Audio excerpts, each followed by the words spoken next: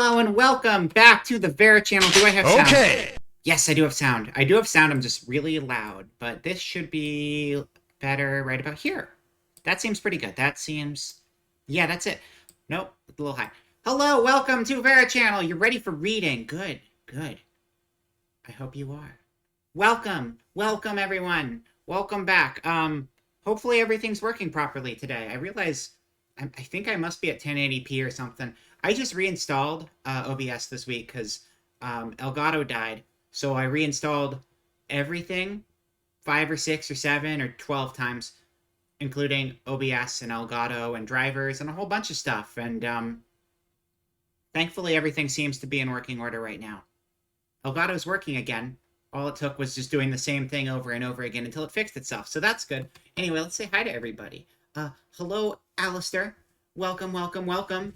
Welcome, Booba, and thank you for 5 months of subscriptions. I appreciate it very much. Raz, hello, welcome in. I see you're getting your spam out of the way right away. Good, okay. And the glitch is working, so that's good, because the glitch is on right now. It's a little more subtle on the green screen, but it is here. Big Tuhu, hello, hello, welcome in. And Manuel, hello. Yes, new week. I'm excited to be back. It's a lighter week. Last week was kind of crazy. It was a lot of streams back to back. Even with the days where we had issues, I still ended up going live 8 days in a row. 8 out of 9 days I had scheduled in a row, so that's pretty good. And we had some pretty good ones in there. I especially liked Thanksgiving. Wait, why is it purple? Oh, you highlighted the nothing. Oh. Wait. Oh, did Raz Spam glitch on and off? I missed that. I just saw the Booba Sweat redeemed glitch on off in my activity feed. But, maybe it broke in the process. I don't know. Booba's never led me astray before. I'm pretty sure that must be true. Where's our music? We have no music going. Okay. All right, we'll move on. We'll move on, Frank. It's okay. We'll move on. It's fine. Here's your music. You happy? Good. Hello, we have music now. We should have had that from the start. You never... Yeah, sure. You never spammed redeem. Never, never, never, ever. Yes. We're back. 3 streams this week. It's a little lighter. Next week's going to be heavier again. We're probably going to be streaming next week Thursday, Friday, Saturday, and Sunday. I don't know. Maybe Wednesday. It's a lot of streams next week. This is the in-between, though. Here's what's coming up this week, though. So you all know. The schedule and my awkward head turn. Today is Thursday, my dudes. We are playing Please Be Happy at 7 p.m. right now, PST. Saturday at, I don't know, 6, I guess. We're going to look at VCAT. There's another VCAT. We went to it before in VR chat, and we're going to go back. But now, it's going to run better because we're on the new computer. I don't think we've actually done VR chat since the upgrade, because I think that last stream was before the new computer came together. So that's kind of cool. And then Sunday, early stream, 12 p.m. PST, early for me anyway, is going to be a big group 100% orange juice stream where a bunch of people are going to come on and we're going to play. I'm still not 100% certain who all it's going to be at this point. I think Billy is confirmed. I know Liu was interested. I know Sierra was interested. Georgie, potentially. Rex was a big, possibly, maybe. I think Gate was in, too. Either way, that's going to be fun, and it's going to be an early one, so look forward to that on Sunday, and that's what's coming up this week. Let's get rid of it. You have arrived. Hello, Red-Eyed Croc. Welcome back. And guess what? You've made it to a stream that's not going to be scuffed for a change, because the last one you showed up at was kind of a mess. But all my technical issues have been figured out, and we're not even using the Elgato today anyway, so that's good. But welcome in. Welcome, welcome. VCAT, that's you.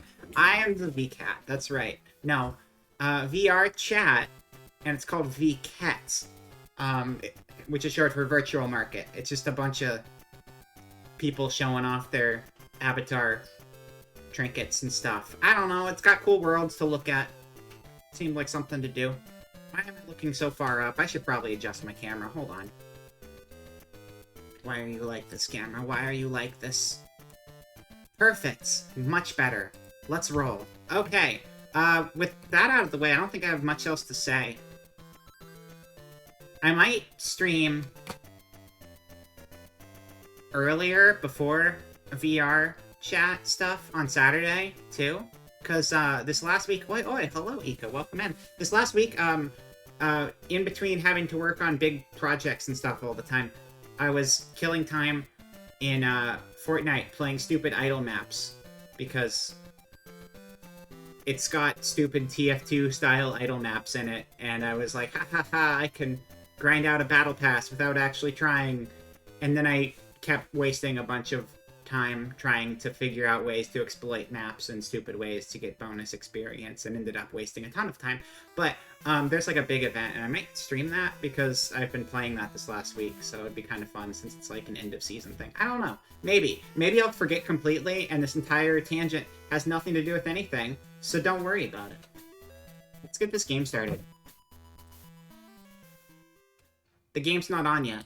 We're going back to the office. I mean, not really the office. The fake office. The real office is this one. I'm not actually here, though. I'm a hologram. I wish I was here. But I'm fucking dead. So I'm here instead. And this is me just buying for time while I get game started. Don't even worry about it. I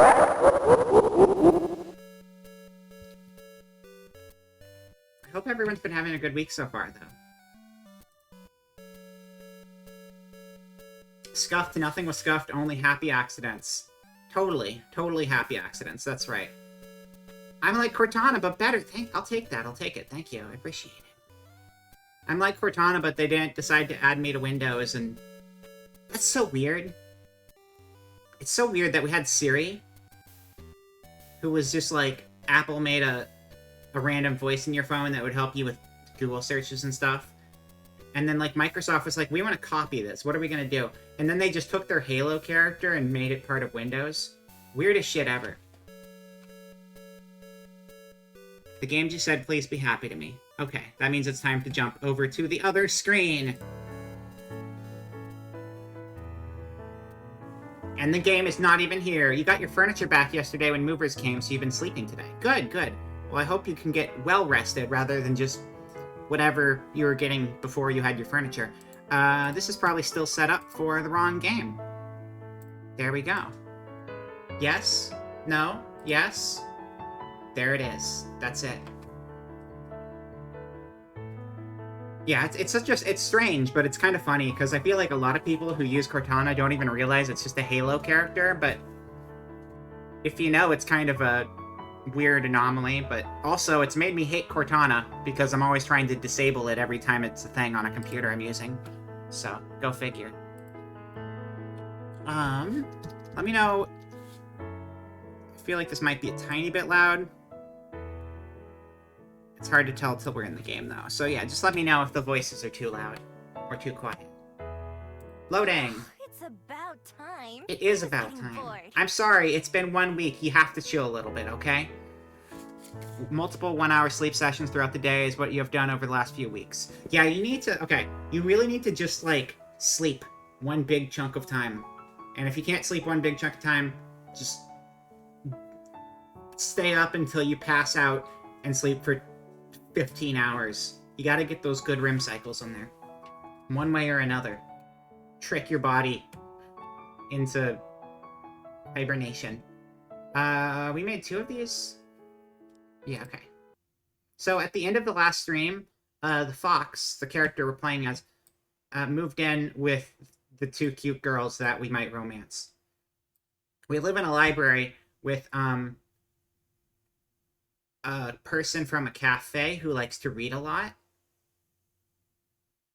No, she doesn't live here. Sorry, we don't live with her. She lives nearby. We live with presumably a vampire who lives in a library. Better suggestion, stay awake for 3 weeks straight and gain mental superpowers. There you go. Volume sounds good at the moment. Awesome, thank you. Is the library like a yellow submarine? Yes. Absolutely. I don't know what the association we're going with here is. Well, okay, Yellow Submarine is Beatles, and you can have a music library. So yeah, you can make that connection, I guess. For the second day in a row, I wake up in a soft bed. My bed. Wow! It's early. The library downstairs is silent. No one else is here, aside from Juliet. Oh, also, for anyone else who missed last time, to catch everyone up on the story, the game starts, and it is a traveler in the woods, and we are playing from the perspective of a small fox living in the woods. And the traveler brings it lots of snacks, and then one day the traveler is like, "Hey, little fox, I gotta peace out," and the little fox is like, "Yeah, but the snacks, though." Then we jump cut forward in time, and the fox has magical powers and can turn into an anime girl, as all foxes do at one point in their life or another, because anime. And we don't really know how. We know she has a little scroll she carries around. We know she has some beads, and one of the beads transforms her, but we don't know why she has magical beads. Um, and she's traveling, and she's a thief, and she likes to fly around, move to new towns, pickpocket, do a bunch of thieving, hang out in the woods, and snack on gas station food in the dead of night. And this time she tried to steal a fancy painting frame that looked like it was worth a lot of money from this library, and got caught for it by presumably a vampire. Now, the other thing is that in the past, she had like a Groundhog Day sort of thing going on. Not really Groundhog Day because it wasn't the same day, but every time it would become a new day, people would forget she exists. And all of a sudden, people aren't forgetting she exists anymore, so she's stuck dealing with the consequences of her own actions. That sucks. Raz has been non-mod for so long he forgot he ever was one. That's rough. That is pretty rough. That's a sad story. You thought something looked off? The Razian sleep experiment. That's right. So yeah, you're all caught up on the story.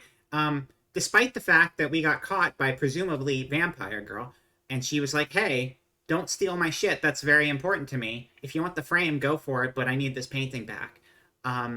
She offered to let us stay in her library because it had extra rooms in it. And it's like, wow, you're really nice to the thief who just tried to steal your most precious belongings. So that's kind of cool and a little sus, but also maybe it's not sus. So how about we just live here for a while and potentially get ourselves a waifu? And there you go. That's the story. It's early. The library downstairs is silent. No one else is here aside from Juliet. I didn't even transform before falling asleep last night. There is no game audio right now, by the way. It's just silent. Just passed out like this, with human arms and legs. No wonder I'm sore. After I agreed to Juliet's offer, the rest of the day passed by quickly. Aspen and Juliet showed me around the house part of the library, and Juliet made dinner for the three of us. I forgot to do it after the last stream. I remember the last time I tried to do it on stream, it didn't work, but I'll try it again. I feel like the command might have broken. You could try it again, Raz. Maybe it'll say you're a mod now. I don't know. If it doesn't, I'm gonna have to do it after stream, because last time I tried to mod you, it just didn't go through properly. You know it's out of topic. You just think it's weird that people put their Christmas decor and trees right after Halloween Day. People cannot wait. It's because capitalism. Oh, I guess it did work this time. So last time was just weird. I think it's just because we push capitalism so hard. I think it's not even like just because of Christmas. I mean, a lot of people love Christmas time, and you know what? It's fun being festive. But honestly, I think the fact that all the decorations go up so early is specifically because they start selling all of the decorations at the beginning of October. Because, you know, they're trying to make all of the money they possibly can, and there's less money to be made selling candy than there is selling Christmas decorations. But I think holidays are a lot better if you don't celebrate them all the time, because that's what makes them special, and not just all the time. You only do it when it's 15 days to Christmas. Yeah, I mean, usually I feel like all of December seems pretty reasonable to me. After Thanksgiving to Christmas seems pretty reasonable to me. I remember I used to live somewhere, and I was like, I'm going to go outside and look at the Halloween decorations because it is Halloween. or it wasn't even Halloween, it was October 30th, and I was like, I'm gonna see what the Halloween decorations are in my neighborhood. And I walked around, I saw one house with Halloween lights, one house with kind of generic lights, but I'm gonna assume they were trying for Halloween decorations with it, and three houses with inflatable Santas, snowmen, and Christmas decorations all over their lawn on October 30th. So, uh, to me, that's criminal because I love Halloween so very much that that's just sacrilege. I say as someone who's not religious at all, but I just like spooky costumes. And yeah, you can just do a lot with Halloween, so completely blowing it off makes me very sad. Um, but I do like Christmas time. I actually went to Christmas in the park a couple days ago because like I like big fancy. I mean, I went to the digital version of it, because I'm stuck inside a computer and all. But I like Christmas time.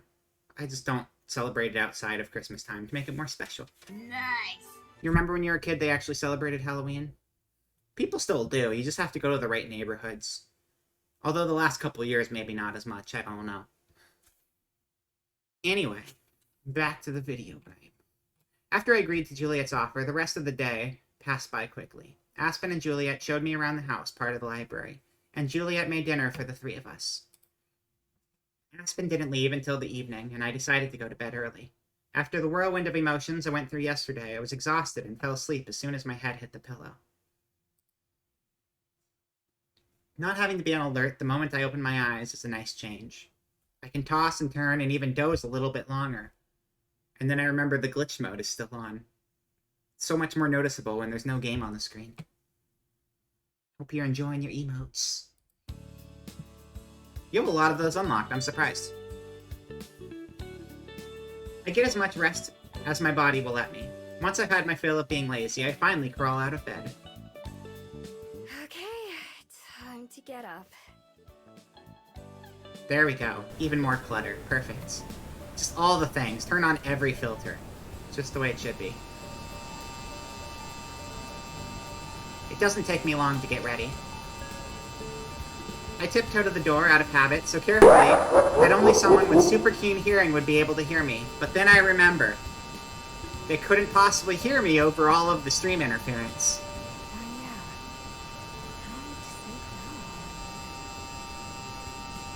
You're just getting random emotes for cheap? Nice. It works. It works. What is the...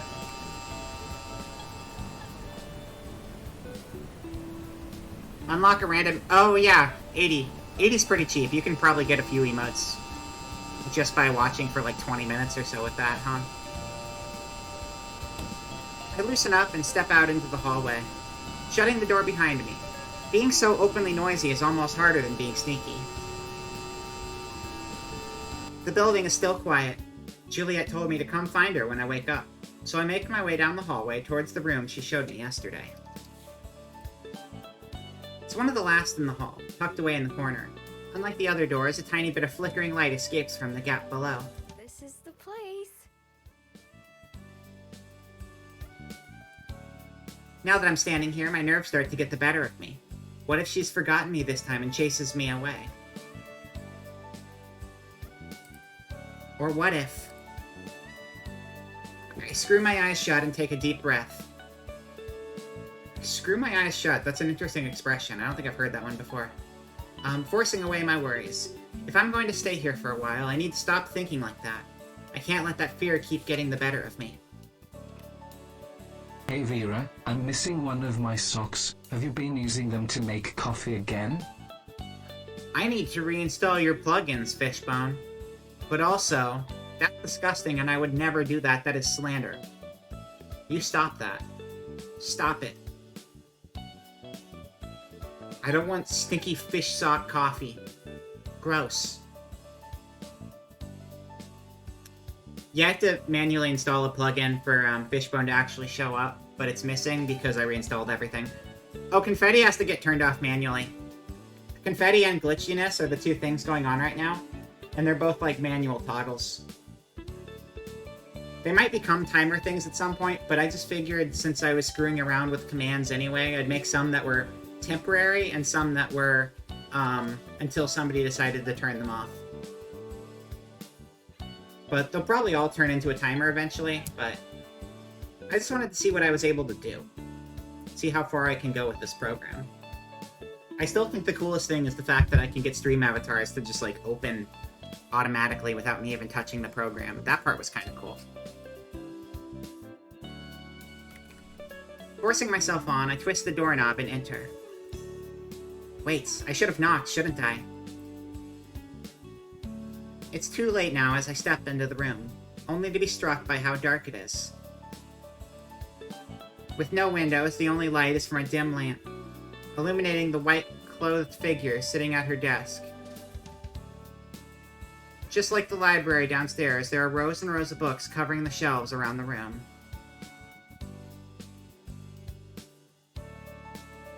Juliet looks up to greet me, a gentle smile written on her face. Oh, good morning, Miho. Did you sleep well? I forgot we're in New Zealand, so everyone has cool accents. She remembered me. I hide my relief well, I think. I sure did. I think that might have been the best sleep I ever had. There you go, Avatar Game will be starting shortly. Time to stop! It's time to stop, okay? I can't stop anything. No more. You guys are in charge of this stuff, not me. I'm most glad to hear it. Would you like to sit down? Oh, sure. Thanks. I don't think I needed a plug-in for the Avatar Game, so hopefully that pops up right still. Again, haven't streamed since I redid OBS. Yep, it works fine. We're good.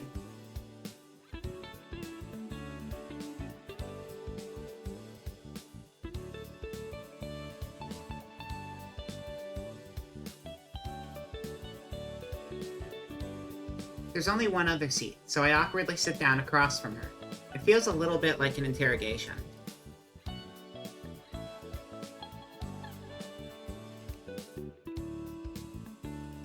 I feel like the music needs to be a little quieter. Seems like the music's a little bit louder than the people are, so we're just gonna adjust that real quick. There we go. Would you like some tea? I've never had tea, so I don't know if I like it or not. I feel like I should accept her offer out of politeness, though. Sure. Juliet pulls out a teacup from a shelf nearby and sets it on a little plate. Then she carefully pours in the tea without spilling a single drop. She pushes the plate with the cup over to me. Well, as a reminder for the Avatar Game, I have it set to active chat only, so I think a redeem, emote, anything in the chat will get you in there, but otherwise it kind of just throws all of like the lurkers and stuff in, and I feel like sometimes people would like to lurk without actually, you know, making their presence known or anything. And I don't want to infringe on their privacy. So this seemed like a better way to do it. Sugar? Spice. I've eaten enough human snacks to know that I like sugar. Are you a cat girl here? We're a fox, actually. We're a fox. A fox who gained magical powers because of that beaded necklace we're wearing and can turn into a human. Oh, my avatar. Oh. I'm just, some sort of woodland mystical creature. This is just my second fantasy outfit for Vroid. My other fantasy outfit was just straight up a cat. This one just has different ears. Could be whatever. They weren't supposed to be cat ears, but I'm working from cat ears as a template because I still don't know how to put my own modeling inside of Vroid, so I just have to distort what I have available to me. Yes, please. Look how happy she is. She takes the lid off a small pot and offers it to me. It's full of little white cubes. Without hesitating, I take two and toss them in my mouth. They're kinda crunchy at first, but quickly fall apart. Juliet frowns just a little. Enough that a human probably wouldn't notice. Did I do something wrong? Wait, I know. Oh, thank you. There you go. Nailed it. That gets her to smile, so I'm pretty sure I did the right thing. She sets the pot of treats back down under her desk. My favorite candy. Just raw cubes of sugar. Crunch, crunch, crunch, snap. We'll have breakfast in a little while. Aspen usually comes by to help open the library, and then we eat together. I like eating. That sounds nice. Does she help out because of the sunlight? My, that's astute of you. You're correct.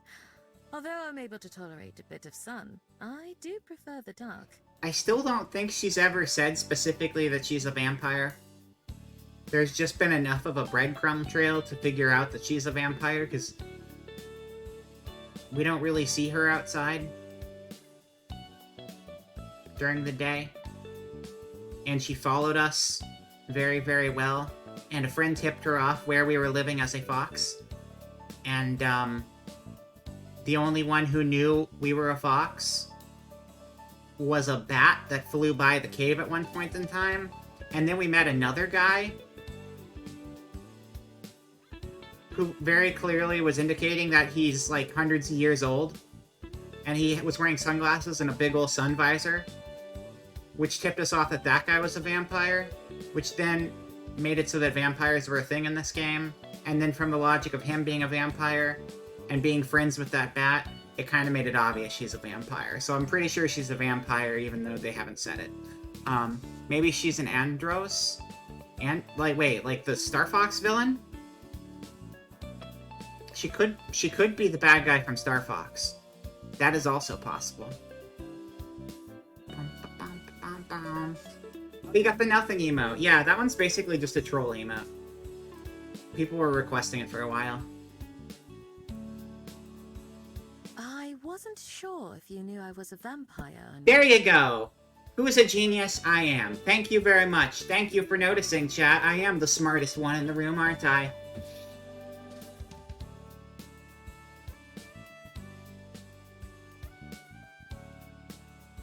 This some kind of Monster Musume fanfiction? No, so at first it seemed like it was just a regular human world, because she was a fox disguised as a human. But it seems like there are, in fact, a variety of mythological kind of people around, because it seems like there was like a... I mean, there was like a Princess Tutu type character working in the cafe, who was very clearly Princess Tutu inspired. I don't know, she was like a swan person, some sort of bird person. So, like, there are others. I am AI. That is true.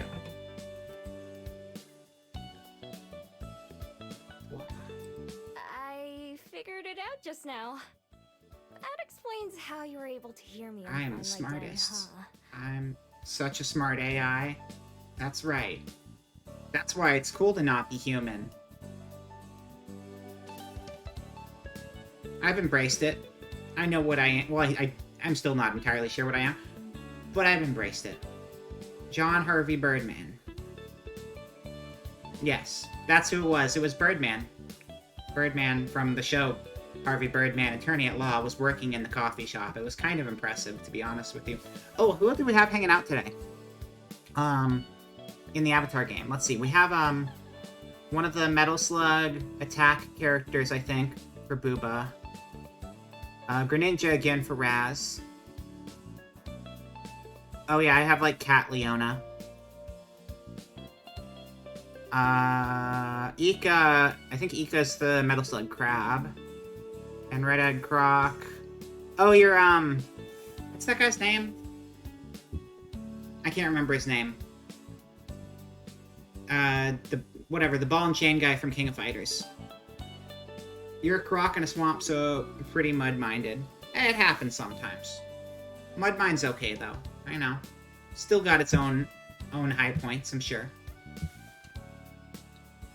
Oh, enjoy your lurk, Manuel. Indeed. That said, I have my dear friend Orpheus to thank Oh, for helping and me Manuel out to find is, you. Ludwig? Is that Ludwig? Is that which Koopa kid that is? I think so. Ruffy Bat is big.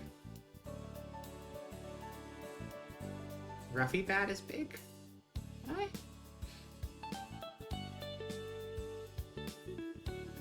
My dear friend Orpheus, thank you for helping me know where to find... Wait, is Orpheus the guy we met on the hill? That's a very not what... That dude just seemed like a chill dude. Maybe his name was Orpheus, though. Here, I'll get it. There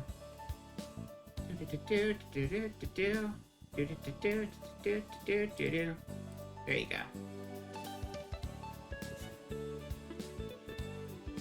Something scratches in the corner of the room, and I look up to notice a large bat dangling from a hook on one of the shelves. Has that been there this entire time?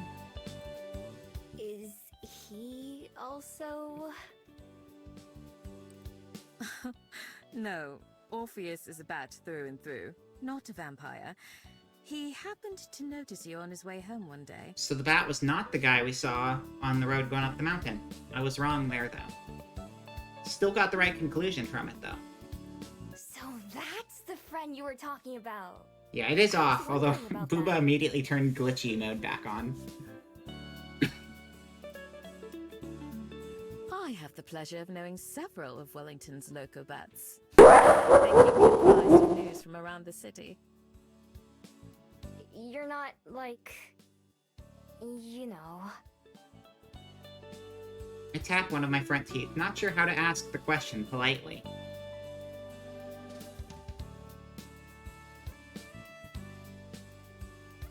Oh, heavens no!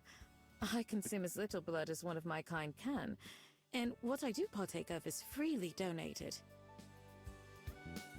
I love this city, and its people. I'd never had them like that.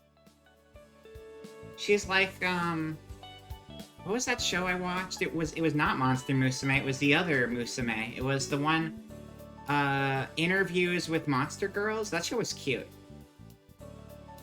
But that had vampires and stuff in it, and it was just like, oh yeah, you know, government issue blood. You just get juice boxes of it, keep it in your fridge at home. Whatever. That's a good show. We should watch that one sometime too, whenever I start doing anime nights. In the Discord again, which I forgot to promote again. There you go. I have a Discord channel.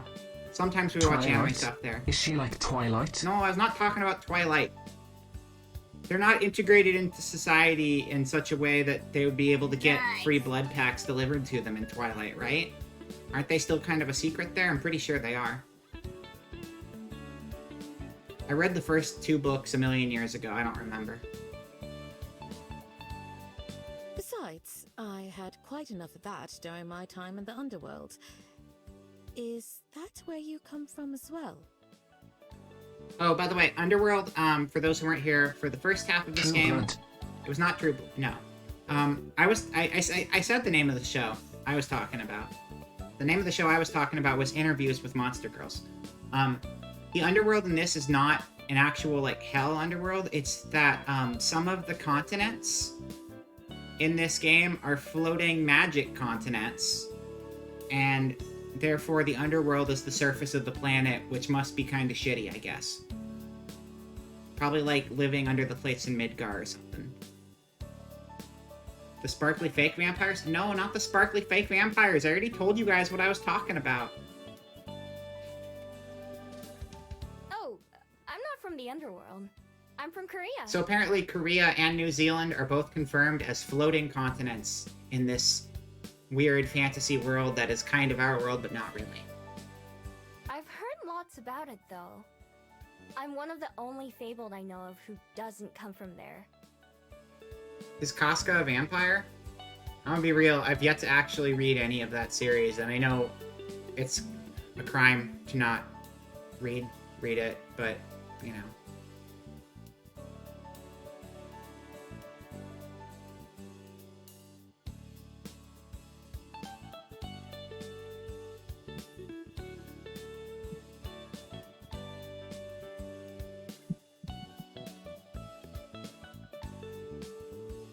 Hold on.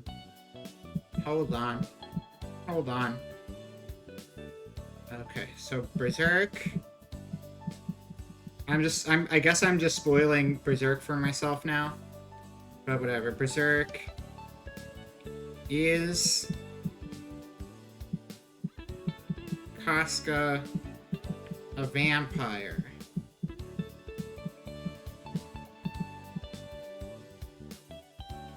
I'm just the thing they said.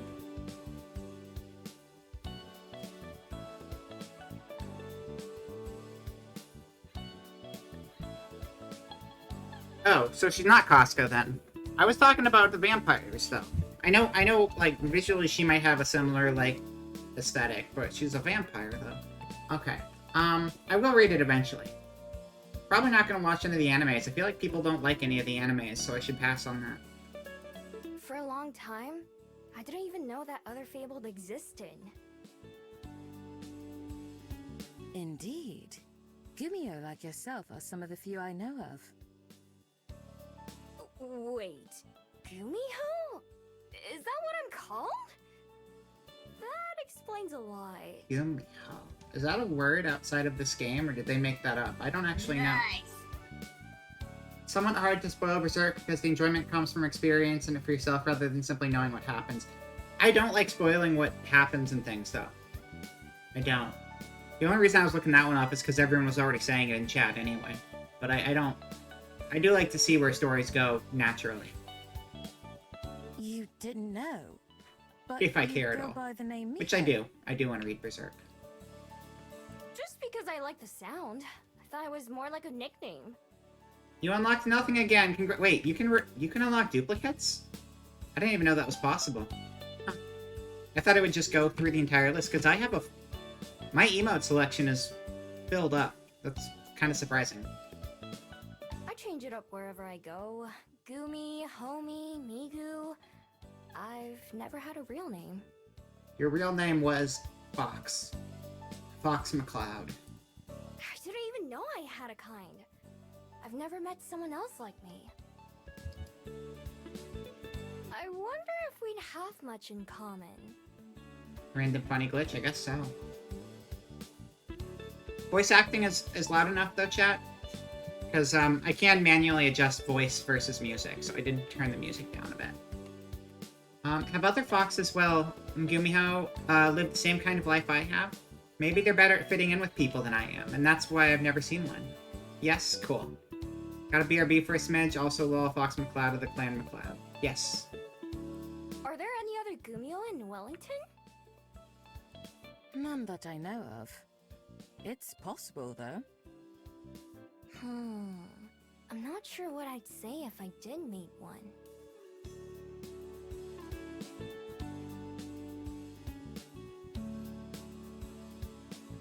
Wait, who did Raz turn into? Raz changed his avatar, and I have no idea what the new one's supposed to be. Congratulations on winning the jump game, just like every other time, Booba. Okay. I wonder about... Oh, shit. Was the dialogue down there? Must have been. I'd wondered about others like me before, but since I've never met one, I eventually assume they don't exist. Oh, it's like... Oh, it's the school Joker. High school Joker, I see. Yeah, it kind of looks generic without the... It'd be hard to do that as a sprite that size anyway. Then you got a BRB? Go do your BRB. There's still so much that I don't know about the world. As our discussion tapers off, the sound of the front door reaches my ears from downstairs. Here we are born to be kings with the foxes of the universe. Yes. What you said, Fishbone. And Juliet must have heard it too, looking over as I do. Then there's one show where a human goes to a monster-inclusive high school and gets a vampire succubus, frost lady, and witch girlfriend.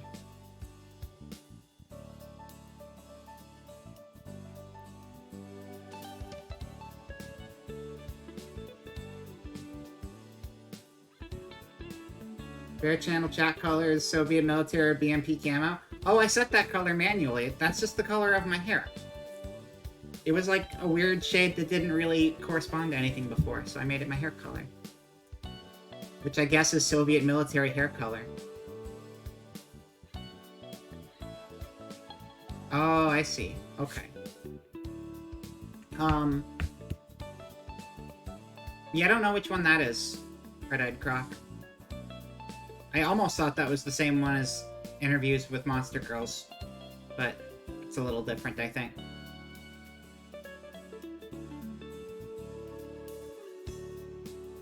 Yeah, the only major human in the Monster Girls one is a teacher, a science teacher, who interviews the Monster Girls. But the vampire girl in that is very cute and does funny things because she's the goofball, dumb character. You gotta have your dumb, hyperactive anime high school girl in every show because tropes are what make anime thrive.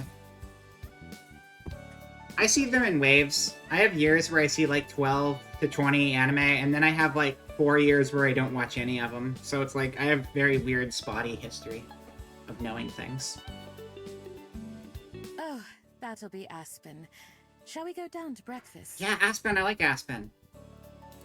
I'll never say no to that. Juliet takes to her feet, picking up the lamp and carrying it with her. Orpheus the bat leaves the study when we do, though he flies off in a different direction. I guess he won't be joining us for the meal. That sucks. I just want to see a bat eating Frosted Flakes.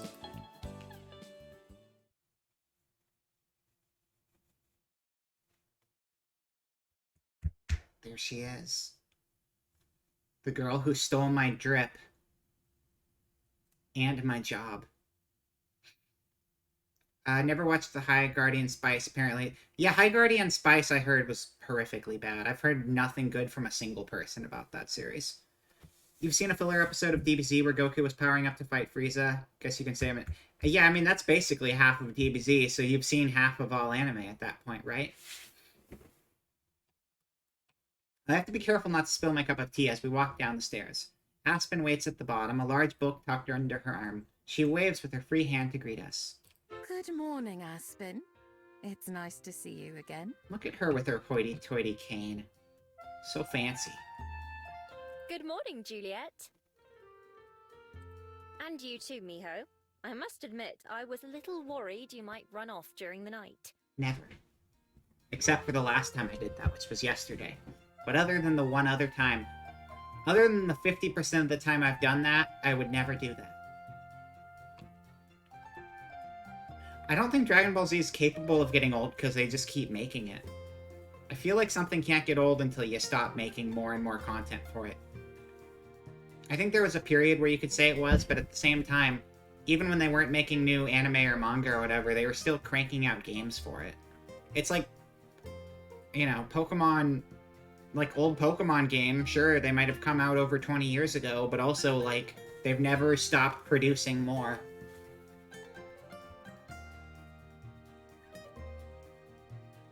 I may have thought about it a little. One Piece, yeah, One Piece is the one that, like, the manga itself just never stops in that one. They have to have taken some breaks, though, right? Or did that guy just never take any breaks in the entire... Like, has there ever been, like, a year with no new One Piece chapters? Or has it been a consistent flow since it started? After I went to bed, though, I was out like a light. Because essentially, like, I mean, One Piece is just One Piece, whereas a lot of things have different series, but, like, is Dragon Ball Super still just Dragon Ball in Japan? Because I know, like, Dragon Ball and Dragon Ball Z were all just Dragon Ball, I think. I think they were all considered one series, except for here they weren't. I don't know. Whereas One Piece has never, like, rebranded itself. It's just always been One Piece. The creator of Berserk dying didn't even stop that series. Yeah, that's true. That's also a very long-running one. JoJo, too, for that matter, was up there. Because what? When did JoJo started in the 80s, right? The very tail end? It must have. It had, yeah.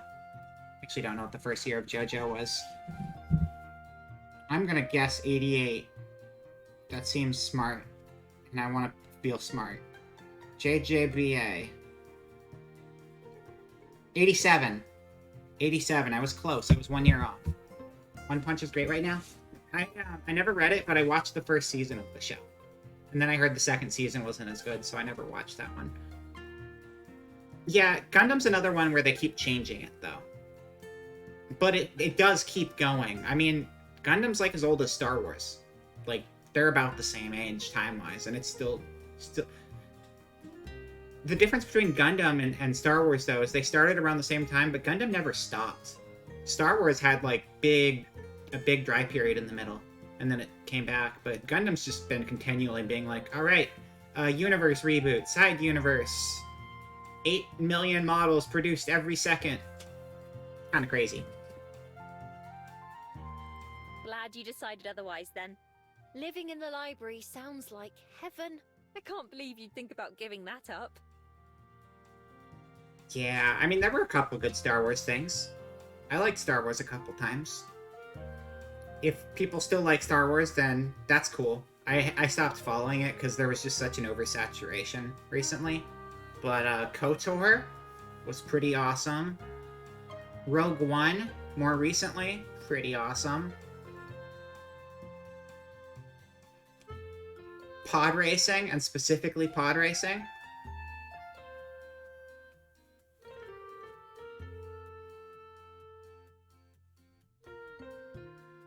That's all I got, personally. I like the old trilogy. I used to watch like old VHS tapes of them taped off of TV, which was pretty cool. Opinions on Sand. It's dry and gets all over the place. I don't remember the whole quote. Also, hello, Dry Nap. It's good to see you. Hello, hello. Lego Pod... Wait, I didn't know Lego Pod Racing was a thing. I know there were toys. I didn't know they... Did they make a game of it? Or I guess maybe put it in one of the, like, the Lego Star Wars. Hello, hello. What do you mean Disney running something into the ground after spending billions of dollars? Never. Disney would never do such a thing. They're such a huge mega corporation, they can do no wrong. Don't worry about it. Anyway, I'm opening today, so I can't stay too late. I'll go ahead and take care of the windows. Okay. I'll get started on breakfast then. Would you like grape or strawberry jam? Grape or strawberry jam, chat. It's your call. I think I'm feeling like strawberry today. Just kidding, it's actually Or Aspen's some call. of that orange marmalade, if there's any left.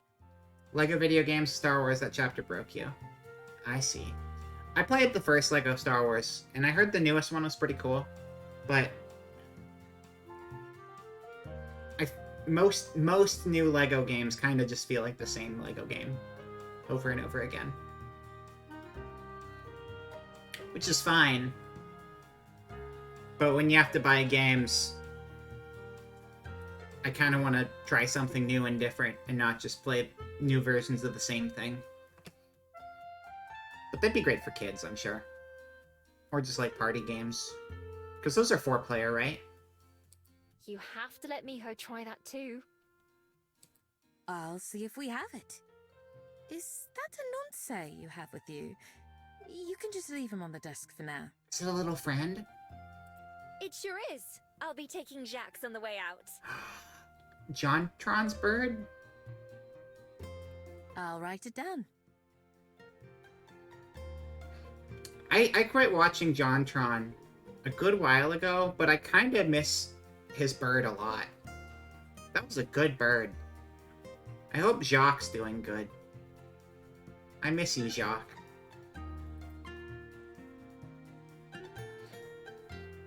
The two of them stroll off in different directions while I stand on the stairs, unable to follow any of the conversation. Who's Jax? Anonsei? I don't see anyone with you. Except they're pronouncing it Jax, so I think they're talking about Mortal Kombat characters hanging out in the library. This is a nonce. She taps the cover of the book she brought with her. He's the author of this. Juliet suggested I read some of his work, but I'm finding him rather dull. She keeps books as pets and calls them by their names. I see. JonTron Bird will forever be with us in the universe. That's right. That's right. Huh. I try my best to sound interested, but I doubt it's successful. Maybe I'd see the appeal if I could read them, but how can they be better than doing things yourself? After setting the book down on the front desk, Aspen goes into the main room, leaving me alone in the hallway. I make my way down the rest of the steps. I like the little ear droop. Looking down at my teacup, I decide to take a tiny sip. I'm getting tired of carrying it around. Yuck! It's kind of bitter, but also bland at the same time. Frowning, I set the cup down on one of the shelves nearby. If only those delicious candies could go in these teas and become sweeter. But no. Never. At least I tried it. The sugar was way better. See? There you go. There you go. I called it. The sugar was way better, though. The door Aspen went through is still open, and I can hear her bustling around. The room where Juliet went isn't far away either, and I already smell food. I guess I'll go watch. Oh my god. Choices.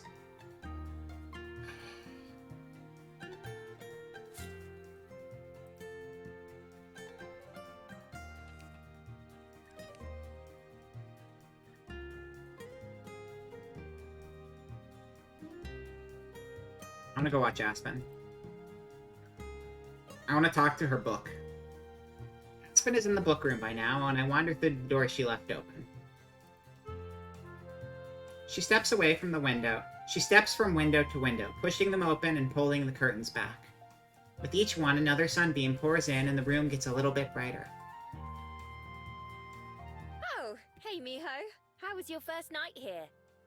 Great! After you left, I went to bed early. And then I got to sleep in! Yeah. You sure do love to sleep.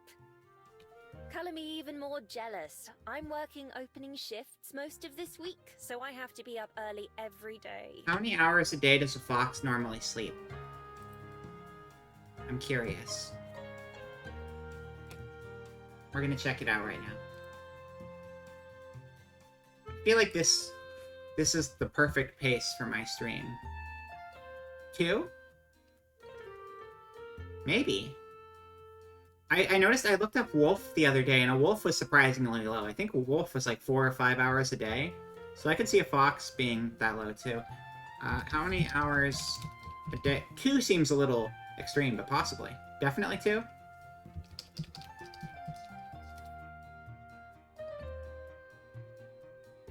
Well, Red Fox sleeps 9.8, so you're very close. You're very close. Don't you worry. You already... Oh, you got another duplicate? I guess they just don't expect people to go for a full set with that, so they just don't... I would think they'd remove them from the pool once you pull them. That's very strange. Or else... what? She stops and gives me a frustratingly familiar look. The look that means I've said something weird. Or else I get reprimanded for being late. Duh. Not Makes sense. to be rude, but, have you never had a job? Lol, no. Nope. I haven't done most human things, if you can't tell. Rob Quickie Marts. Sneak on and off of planes. Eat things. Sleep in holes in the ground. That's not very human, though. Rob Quickie Marts. Basically the entire spread of human civilization she's done, so I don't know what she's talking about. Oh, I certainly can tell. Your life must be fascinating. Someday I'd like to hear about all you've seen and done. On a date? Because, you know, I'm built different. Yeah. Exactly. I'm really not that interesting. My life is just wandering around for the most part. I try to avoid doing stuff as much as I can. I know plenty of people who would kill for a lifestyle like that, you know. Like, actually kill for it? That's kind of violent. After pushing open the last window, Aspen starts to drift around the room, moving chairs and furniture into their spots. You would do it? Yeah. I mean, you're not wrong. I feel it. Looks like you already came prepared, so perfect. Anyway, I come here most mornings just to have breakfast and chat with Juliet. even if I'm not opening. I mean, listen, people can do all sorts of crazy stuff to move up the corporate ladder. And to move outside of the corporate ladder, you gotta go even crazier sometimes, you know? Just saying. Is there not any Sacrifices food where must you be live? made, that's right. There usually is, but I enjoy the company as much as the food. Well, she also mooches food off of people. I love that. Speaking of which, Juliet should be about done by now.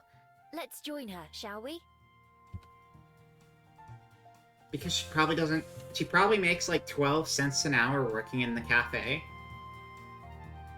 So she gets free food by going to Juliet's house. I follow behind Aspen as she walks on, adjusting and rotating a few more out-of-place items on the way. By the time we reach the kitchen, it's a cute little kitchen, there's a big pile of buttered toast and different spreads waiting for us on the table. As we walk up to her, Juliet's setting down a plate of sliced fruit and another of fried eggs beside it. You two are right on time. I was just about to call for you. I have a sixth sense for it, apparently. Ara. We all sit down and dig in. The food, of course, is delicious. So, Miho, how will you be spending your first day as an official Wellington resident? Eating food in this kitchen. All day. Keep it coming. I don't know yet. Hadn't really thought about it.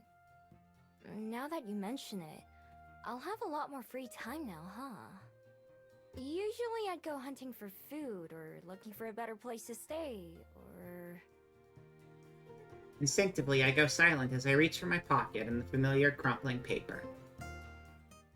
Or... If it's something you don't want to share, don't feel that you must. Share it. Everyone sounds very... That's just because they're all from New Zealand. Just everyone in New Zealand is fancy by default.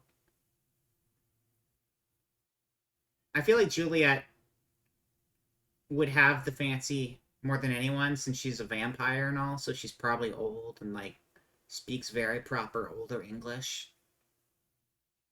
And then Aspen's just a Kiwi, so, you know. Is that right? Is everyone in New Zealand a Kiwi? That might just be, like, It's time to natives. stop. I don't actually know. Okay. No more. Fine.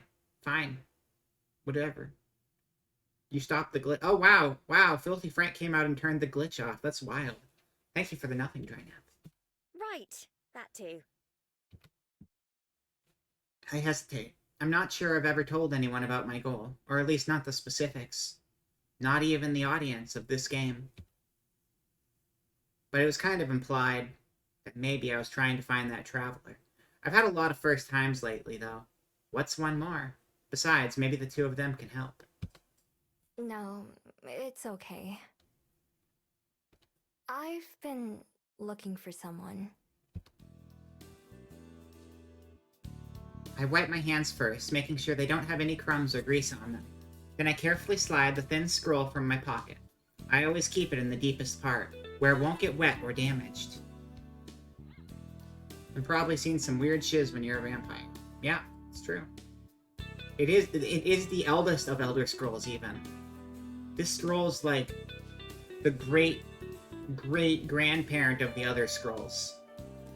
This is the most senior of citizens of all of the scrolls. This is the Elder Scroll. Has written an entire game series. They wrote the entire Elder Scrolls series about the scroll from this game that came out this year. Crazy, but true. With great care, I gently unroll it, letting the two women see the ink markings brushed onto the scroll. The edges are fuzzy with age by now, but the text is still legible. I think, anyway.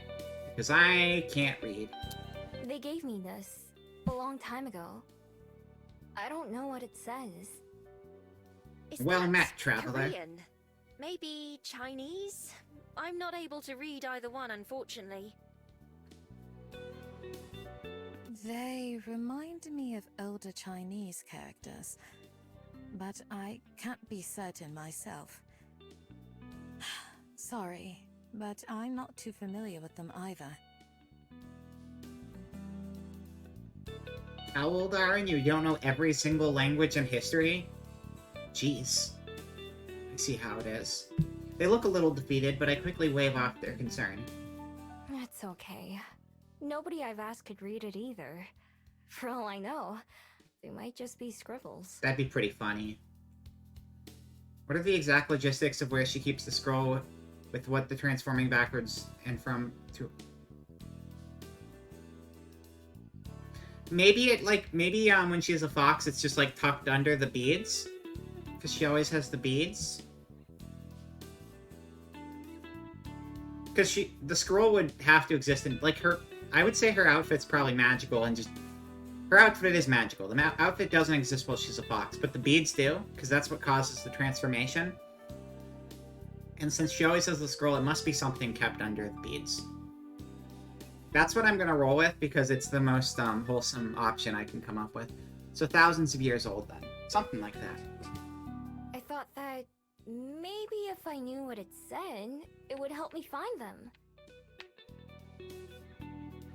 Never ask a fox girl her age. No. Fox or vampire.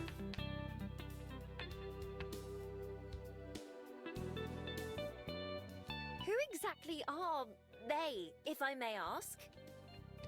They're a traveler. I learned that word just to be able to describe them. Hmm. They were the first human I ever met, and they told me stories about the rest of the world. And you've been searching for them ever since then? Yes. Yup. For as long as I can remember. I met them back in Korea, when I was a fox. They're trying her hardest not to acknowledge the... Sure. Yep, we'll go with that. We'll go with that. I still love that emote. Just ask them. We're getting there. We're getting there. We gotta play more of the game before we get to that point. Please understand. I couldn't understand what they were saying. Not until much later. Reminiscing about them gives me a very particular feeling. It's warm and fuzzy, but also a little sad. I think people call it nostalgia. My voice is a little quieter as I finish what I mean to say. But that never stopped them from coming to see me. They gave the snacks. I like the snacks. I don't know their name or even where they're from, but I'll definitely recognize them when I see them again. Assuming they're holding snacks, then they will feed them to me. Otherwise, I have no idea. Both of the women before me are quiet for a moment, visibly thinking over what I've said. After a long while, it's Juliet who speaks first. In that case, I'd be happy to assist in any way I can. Oh, I missed the fourth wall break. What was the fourth wall break?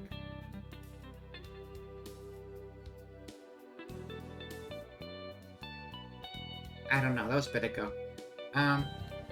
Me too, of course. Speaking of which, I may have found something useful to you. She likes foods. Quite a bit. I was doing a little bit of research on Gumiho last night. There was surprisingly little to be found compared to some of the other fabled. Wait a sec. You found out that I'm a Gumio too? Gumiho. Well, yes. It wasn't too difficult to look up. Is that odd? Gumi who? Gumi you. Shout out to Gumi, my favorite Vocaloid. Who is not a Gumi who, I don't think. Maybe at some point Gumi was a thing. That'd be pretty cool. So in less than a day, both Aspen and Juliet were able to find out something about myself that I couldn't in a lifetime. Gumi who sounds lewd. It just makes me think of candy. More than anything. I guess not. I only realize how I sound after I've said it. Juliet shoots a look at Aspen, who quickly tries to move the discussion along. Anyway, I was trying to find out why Juliet and I can remember you when nobody else can. Magic, not magnets. Could be magnets too, though. Although I didn't find anything about memories in particular, there was one story that claimed a Gumiho's curse doesn't take effect until a full day later. Oh my god, that reminds me. Earlier today, I was explaining to an older man what Insane Clown Posse was and Juggalos were, and it was really funny. And it's like, I'm not a trained professional, but I can give you the rundown the best I can. And it's just like, why have I reached this point in my life where I need to do this explanation for people? BRB, no problem. Oh, of course. And since you and I both saw Miho again before too much time passed, we didn't forget her.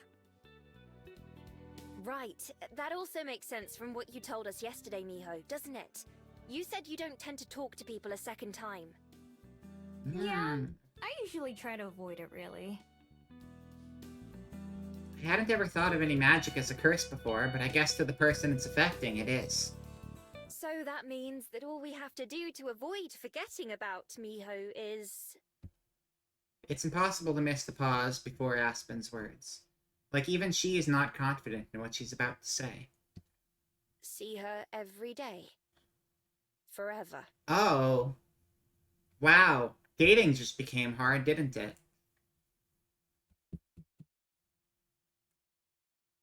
That's a little rough. Having to see someone every single day. Because then it's like, oh, well, did you want to travel? Do you want to travel, or do you want to forget ever knowing who I was? That sucks. Miho is now an SCP, it's true. That word hangs in the air. Aspen says it cheerfully, but I can recognize just how impossible that is. At some point, even these two will forget me, won't they? Why even try then? Why bother if I know it'll just hurt in the end? On cue, those kinds of thoughts start to swirl in my head like always. So tempting to just stop caring and give up on others. No, I won't let myself dwell on that. Not on my first day living here. Please, me, be happy. Just like the name of the game says. Who knows? Even if it's a long time from now, maybe those thoughts will go away for good. Juliet clears her throat before the silence goes on for too long. Well, that's not bad at all. Preserving the memory of those you hold dear is one of the most important parts of life. Aspen considers for a moment before nodding. It really is. Welcome back with painkillers and soda. Enjoy your painkillers and soda. I guess you could enjoy them together. I don't think that'd be a problem. Doesn't seem like it would be.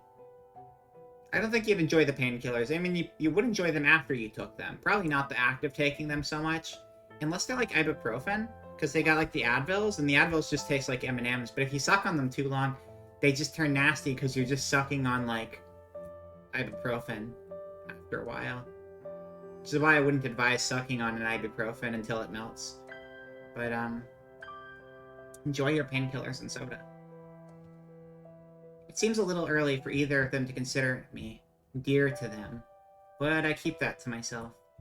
So, anyway, about Jax. For relief, Aspen changes the subject away from me and my magic.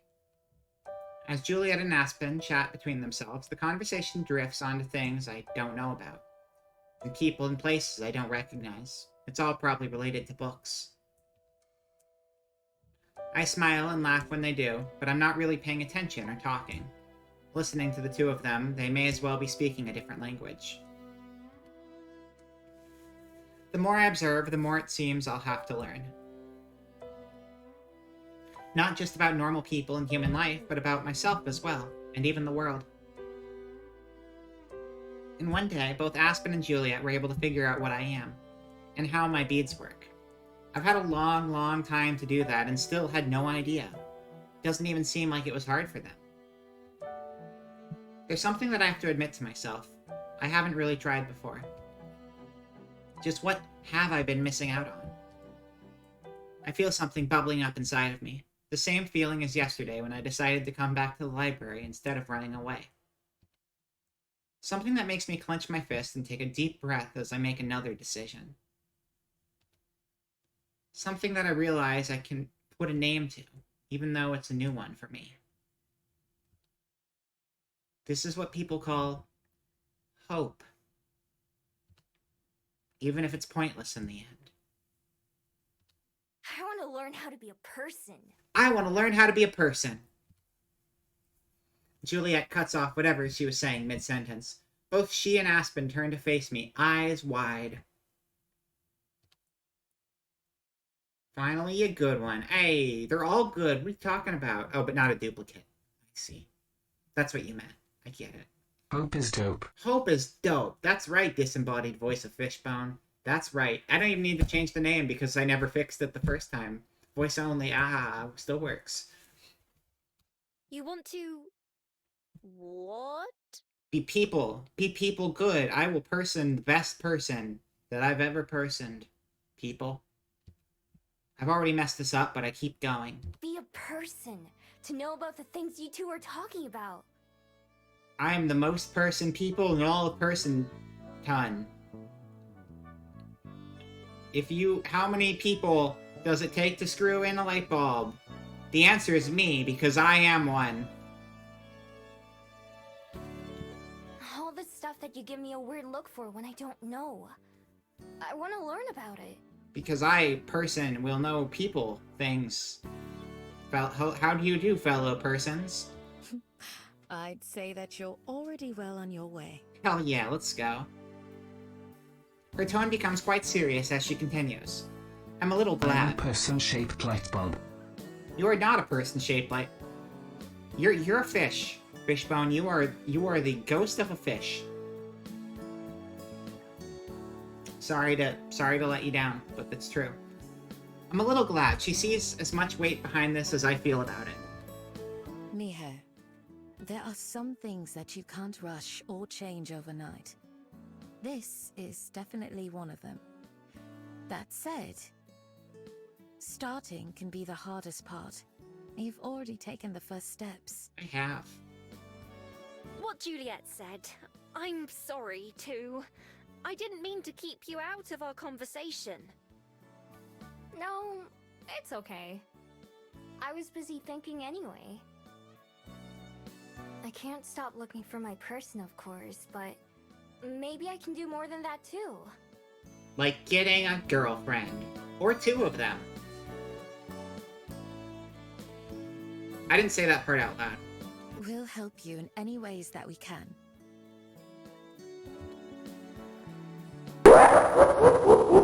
Aspen nods in agreement, but then checks the time and sighs. It'll have to wait until later, though, because I need to be leaving for work. I'm sure Juliet needs her rest, too. It's true. Thanks. I am rather tired. Will you be alright on your own for the day, Miho? Yeah, I should be. I'll figure out something to do. Let's go rob the Quickie Mart. Wonderful. Here, let me take those. She gets up and collects the dirty plates, then carries them to the sink. Oh, I think we have to wait until evening to start the harem, because we're going to be splitting off and doing our own thing, but we'll get back to it. Tomorrow I have to go in earlier than usual to open.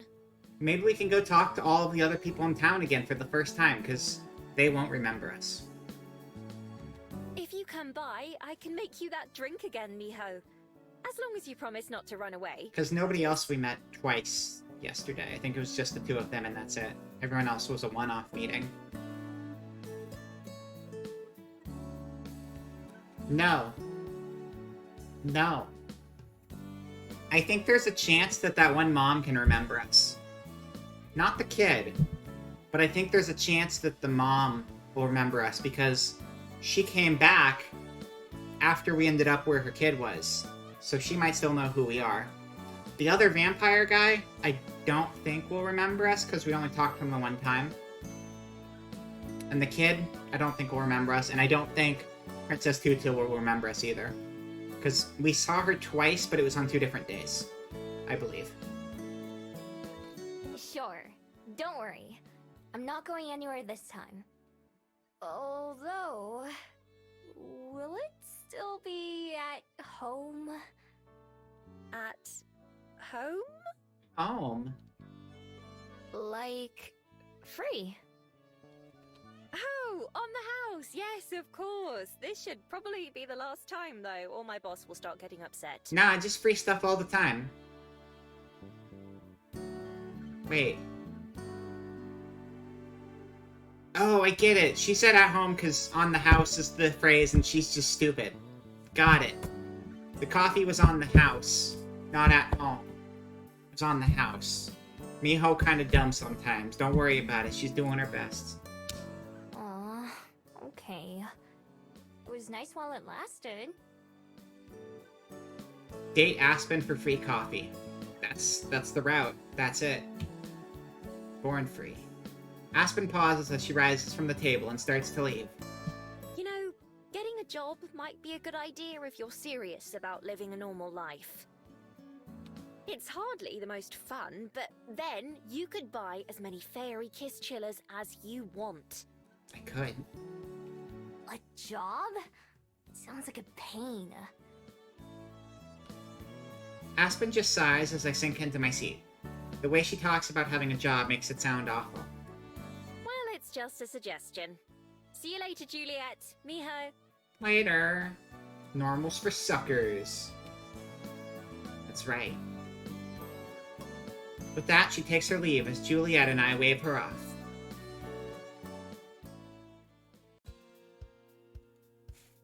Also, I just realized I could be bigger right now.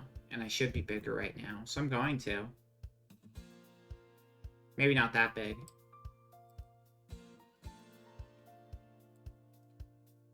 Yeah. Yeah, I like that. It's good.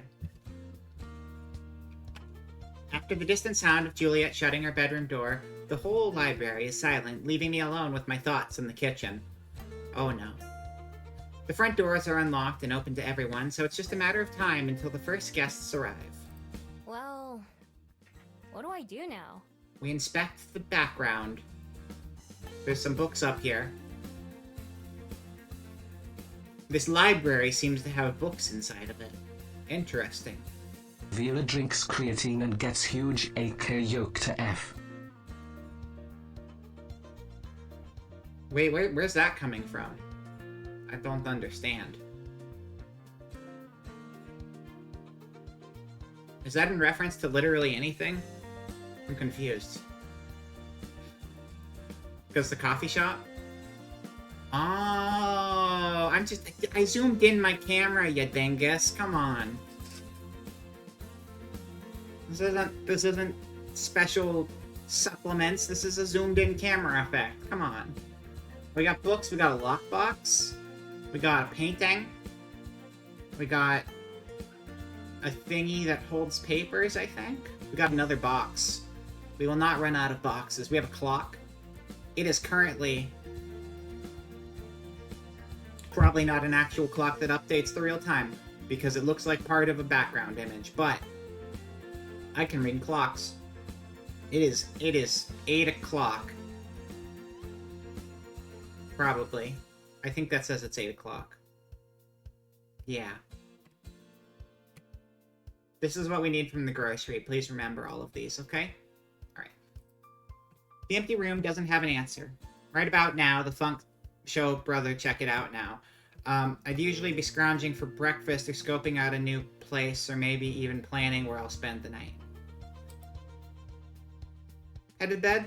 Night, Grok. Thanks for coming by. Good to see you again. Guess I'll explore. It's how I've been spending a lot of my time recently anyway. And while Juliet and Aspen seem fine so far, it's still a little tiring to be around other people so much. Having some alone time is important too. The funk is indeed my brother. I read right about now and I get Fatboy Slim stuck in my head. I can't help it. Making my way downtown, walking fast, I try to pay more attention to what people are doing, instead of searching for opportunities. I meant what I said about wanting to be more of a person, but small steps are easier for me, and if there's one thing I'm good at, it's observing. Of course, I'll also be keeping an eye out for anything that can help me find my person, but I have to admit that I don't have much of a plan for that. I like how she calls them her person, because I feel like that's how people talk about pet owners. So-and-so's person.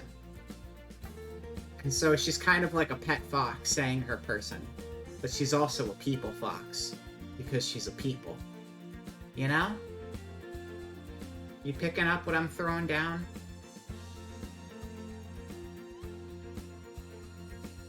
Usually when I go to a new country or city, I'll try to find someone who might know them, or who recognizes my scroll. I usually prefer asking other Fabled. They're easier to deal with than humans. It's not a very efficient plan, if I'm being honest. People foxes can still be pets as well. I feel like this statement could be taken in strange directions, so I'm going to...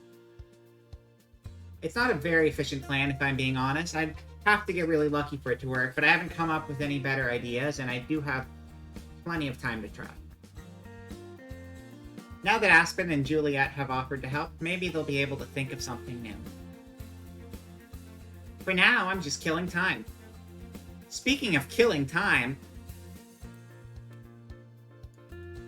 check out that free ad space banner at the top of the screen. You know what's cool about the free ad space banner at the top of the screen, chat? I'll tell you.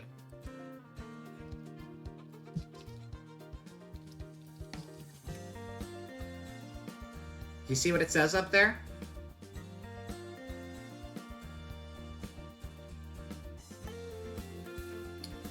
It's supposed to actually put... It's time to stop!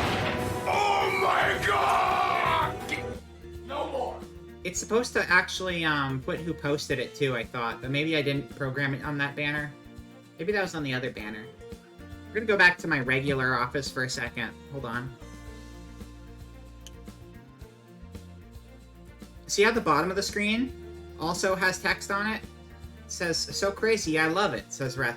The bottom feed updates in real time with whatever the last thing said in chat was, whereas the top one is the free ad space, and wanted, missing sock, may smell of coffee, contact Fishbone. Okay. Anyway. It's easier because I don't actually have to do any input on my end for that one. And then the bottom one is just an updating feed that you can't actually see on my current layout. So that's fun. More programming. I was trying to recreate the Nico Nico extension in which all of the comments just fly across the screen. And I'm pretty sure it's going to be doable. You can't see shit because 360p. It's rough. Yeah, I'm trying to recreate the Nico Nico extension where, like, the comments fly across the screen. I'll absolutely be able to make it happen, but I'm going to need some time to figure it out, because I can tell I have the tools I need to set up that command to work. But even though it's a pretty simple programming configuration inside of Sammy, I'm still learning the ropes. But I'm going to try to get that running at some point. Making your way downtown, dressed like a clown, murdering people who frown. I do need to put a cooldown on your ad here, though. Ika's ad only got to be up there for like 10 seconds, so I think I should probably add a cooldown to that. I'll write a note to do that later. Just because people use points on them, so I don't want points to go to waste.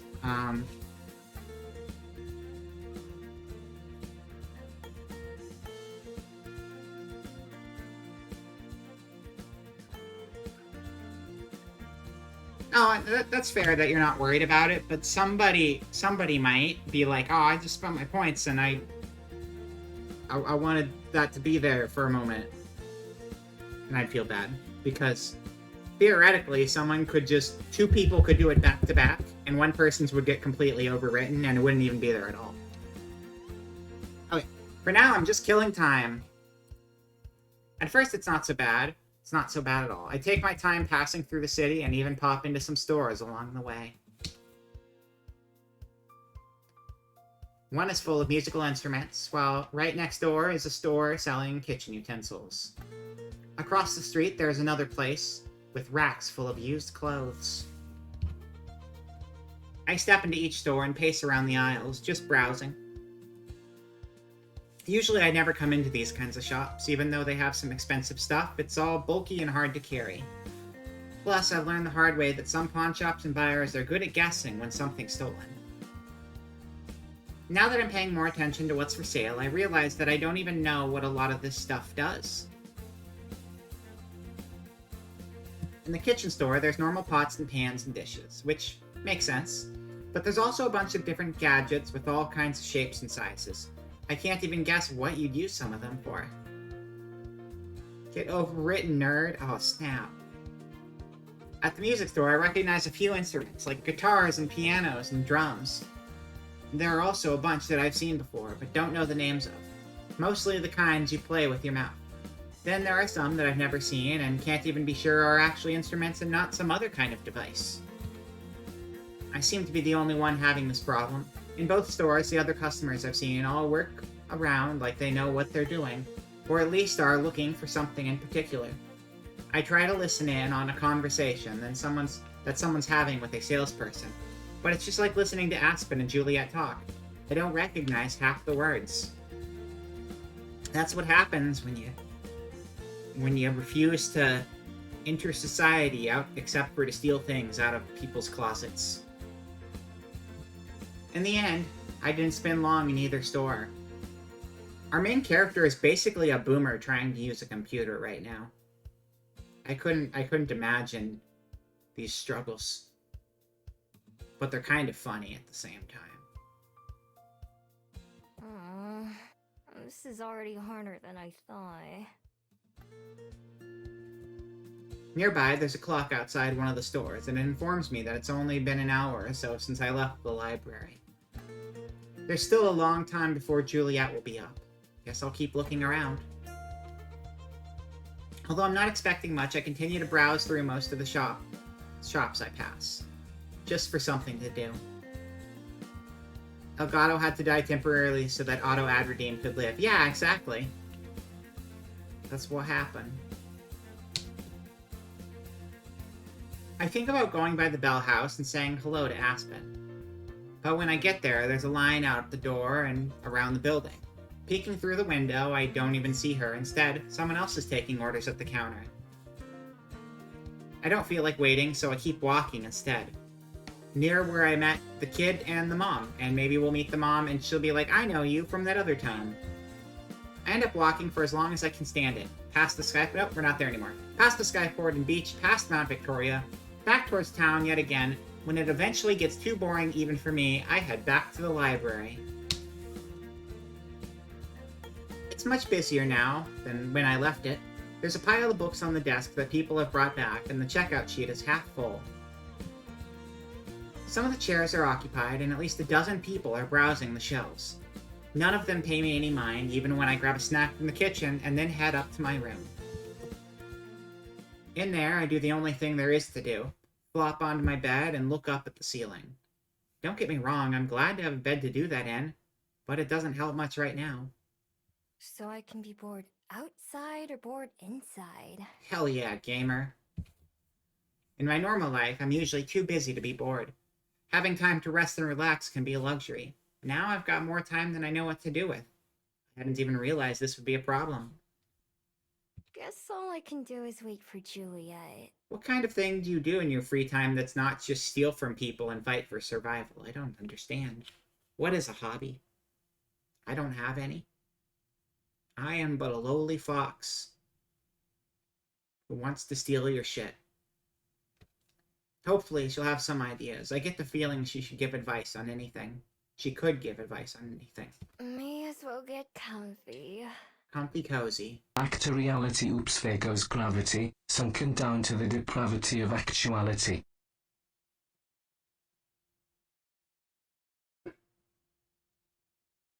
You're a fish.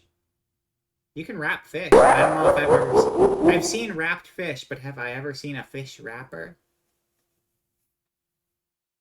Probably. Did they have a fish wrapper in Little Nemo or Fish Tales or something? Probably. At some point. They must have. Yawning, I get under the covers and then transform into a fox. With the soft pillow under my head and the cozy blanket above me, it's a lot like being in a very comfortable den. And after all the walking I did, a nap does sound pretty nice.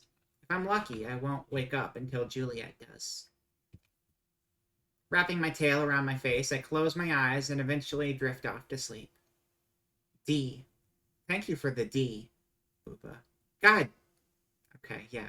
Not...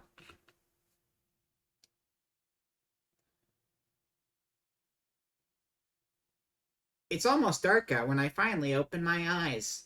Just like this morning, it takes a second for me to remember where I am. I burrow my way out of the blankets and then retake my human form, rubbing the sleepiness from my eyes. That nap worked better than I expected.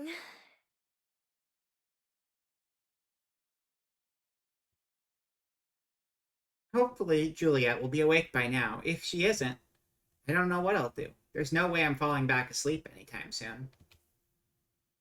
Unlike this morning when I passed by Juliet's office, there's no light from under the door. I do catch the sound of something going on in the kitchen, so I make my way downstairs. In the kitchen, I'm treated to quite the sight. Good evening, Miho. I'll be with you in just a moment. Okay. It's not just Juliet in the kitchen, but 3 bats as well. One clings to the back of the chair Aspen sat in this morning, and another is on top of the fridge. The third one is perched on Juliet's shoulder, and I think it's the same one that was in our office this morning. Juliet's holding a small bag and handing out the contents to the different bats. On close inspection, I realize that they're bugs. All the bats devour them greedily. Nom nom nom. Including the one nibbling by Juliet's ear. She doesn't seem too bothered and hands them each another treat. All right, here are the last ones. Delicious. The bats on the chair and fridge finish their snacks and they fly over my head and out of the kitchen. Their wings nearly clip me in the face, and the gust they create blows my hair around. The last bat stays on Juliet's shoulder even after it's finished eating. And then Juliet picks up a small envelope from the counter and ties it to one of the bat's legs. Thank you, Orpheus. We'll see you soon. Later, Orpheus. Launching itself off of Juliet's shoulder, Orpheus takes flight and exits through one of the library windows. Even though he was much bigger than the other bats, it doesn't look like Juliet was fazed by being used as a launch pad. My apologies, Miho. You caught me just at dinner time for the bats. It's okay. I just woke up. Oh? I take it you had a busy day then? Well, not really. Just walked around for a while and then took a nap because didn't know what else to do. Your life is so hard. I see. I'm sorry to have left you on your own all day. Oh, I've been dropping some frames.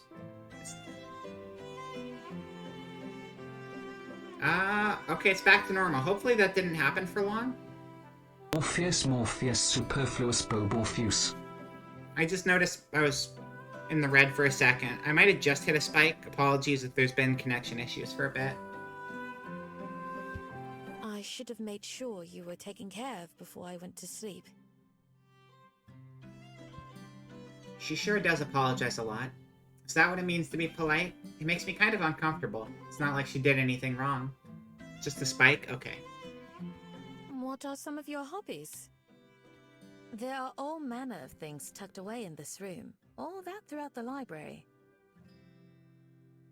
Hobbies? I don't think I know that word. Just happened but was fine until then? Got it. Something you do for fun. just because you enjoy Right? it. I was just saying she needs a hobby. We're on the same wavelength here, you and I. Oh. I don't really have anything like that. Get a hobby. Although she raises her eyebrows, Juliet just nods. I'm guessing that wasn't an answer she was expecting. I think I understand. Well, perhaps that should be our first order of business.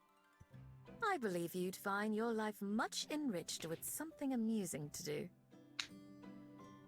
Hobbies such as basic animal instincts, not dying of starvation, sleeping when tired.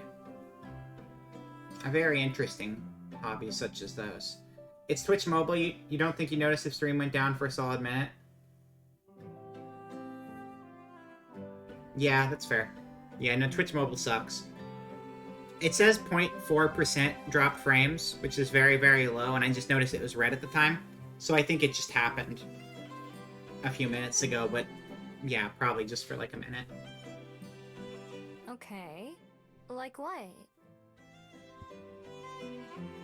She ponders for a moment, tapping the countertop beside her. It could be anything. A sport, an art, or even something like watching television. Whatever brings you joy. I like joy. Pretty sure I've never tried any of those. Then, it seems we have plenty of options to start with. I know you've done a lot of walking today already, but I need to go into town to run some errands. Do it. Would you be interested in accompanying me? Maybe we'll see something along the way that strikes your fancy. Sure. Fine by me. Not like I've got anything better to do. With a smile, Juliet gathers up some more papers and envelopes from the table and tucks them under her arm. Let's be off then. Let's do it. I have dropped more frames again. What are you doing down there? Oh, we have had some crazy stormy weather recently. That's probably why. It's probably storms hitting the power lines above the labs.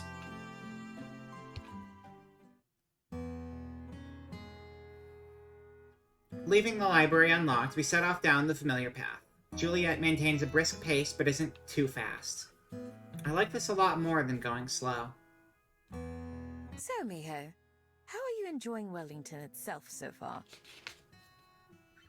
I like it. It's not too big and it's not too small. Like that there's the ocean and mountains close by. Yes, we're truly fortunate to live in such a paradise. I like there's an ocean on the flying continent that we're on. I think that's pretty cool. I like when you have water supplies that can just do that. Like, it's not realistic, but it always makes for really cool art. How'd you end up here in the first place? You said you came from the underworld, right? That's correct. Ugh, I was much wilder and irresponsible in those days. Oh my god, I just realized something. She's a vampire who lives in New Zealand. It's just like the movie. But then, I met someone who changed my life. Someone who made me want to be a better person. Hi, Maria. Yeah, connection's dipping again. What are you doing? What are you doing, connection? What are you doing?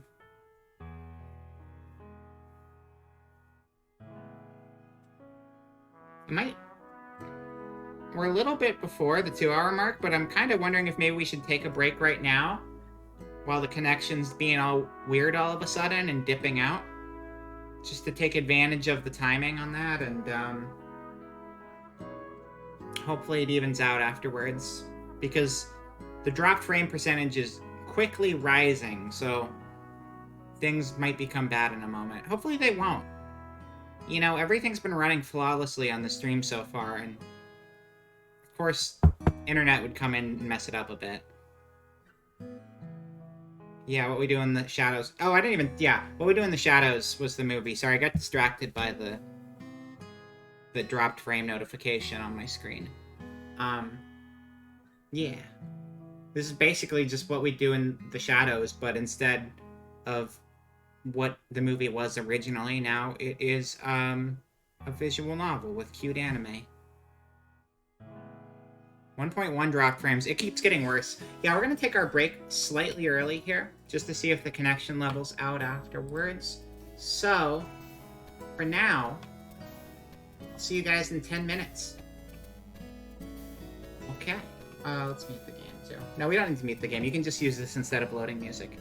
Okay, see you guys soon.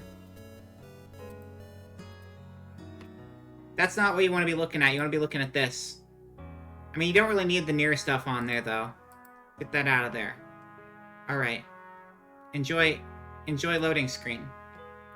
See you soon.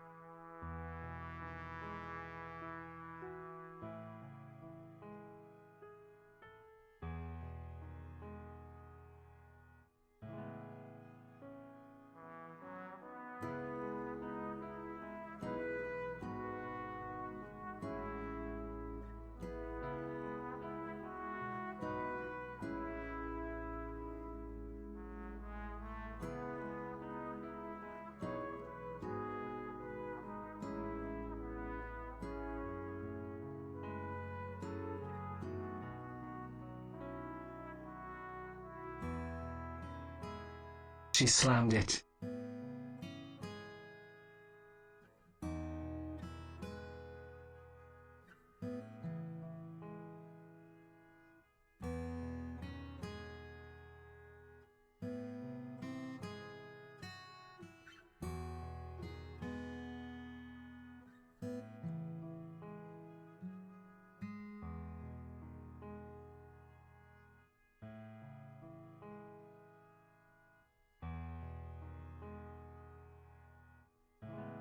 See this screen? You can see the updating chat feed on the bottom of it. There you go. But no, I did not slam it. I did not.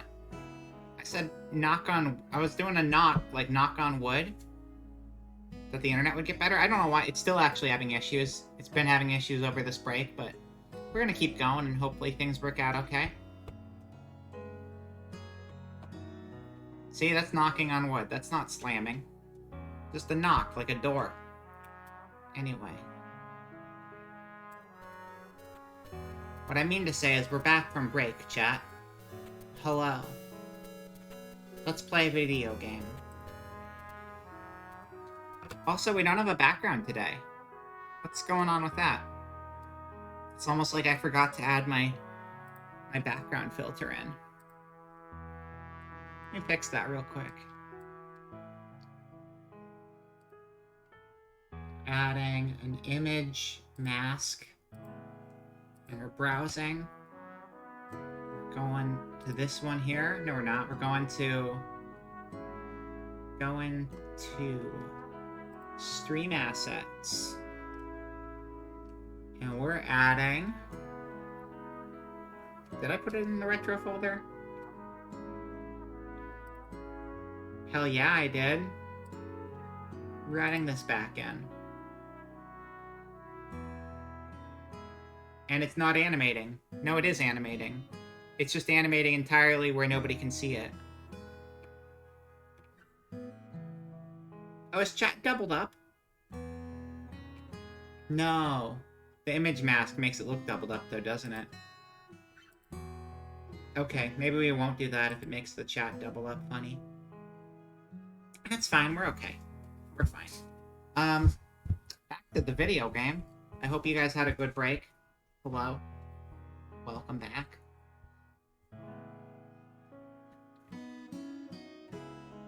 Partabat meant reinventing myself, with a new life in a new place. Makes sense. Rather like what you've been doing too. I have. Huh. I can't picture you being crazy like you said. That's something of a relief, but it was certainly true at the time. Sometimes, it does feel as if I was an entirely different person back then. Sometimes it be like that. It can be difficult to reconcile who we were with who we are, or want to be. Doesn't seem like you had too much trouble with it. Time. Time and a lot of effort. I wouldn't say that. For one, this Ooh. was very long ago. I don't know if we've seen the street at And nighttime even before. now, I continue to change. Everyone does. Chat, though, or anyone who's on a stable connection, if the stream does start to get too bad that it's like skipping stuff, it's a visual novel, and I know sometimes the picture is not going to be the end of the world, but if the audio starts having issues too or anything like that, please let me know, because I don't want to stream for a long time and have the stream quality just be bad.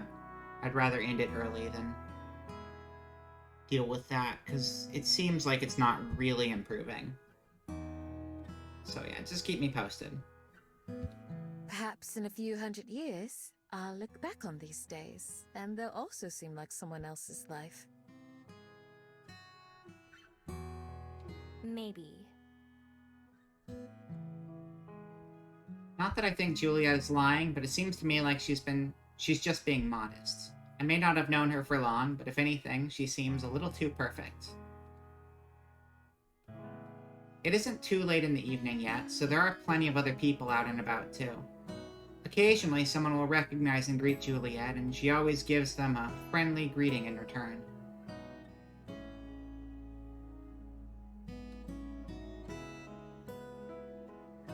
Possibly what?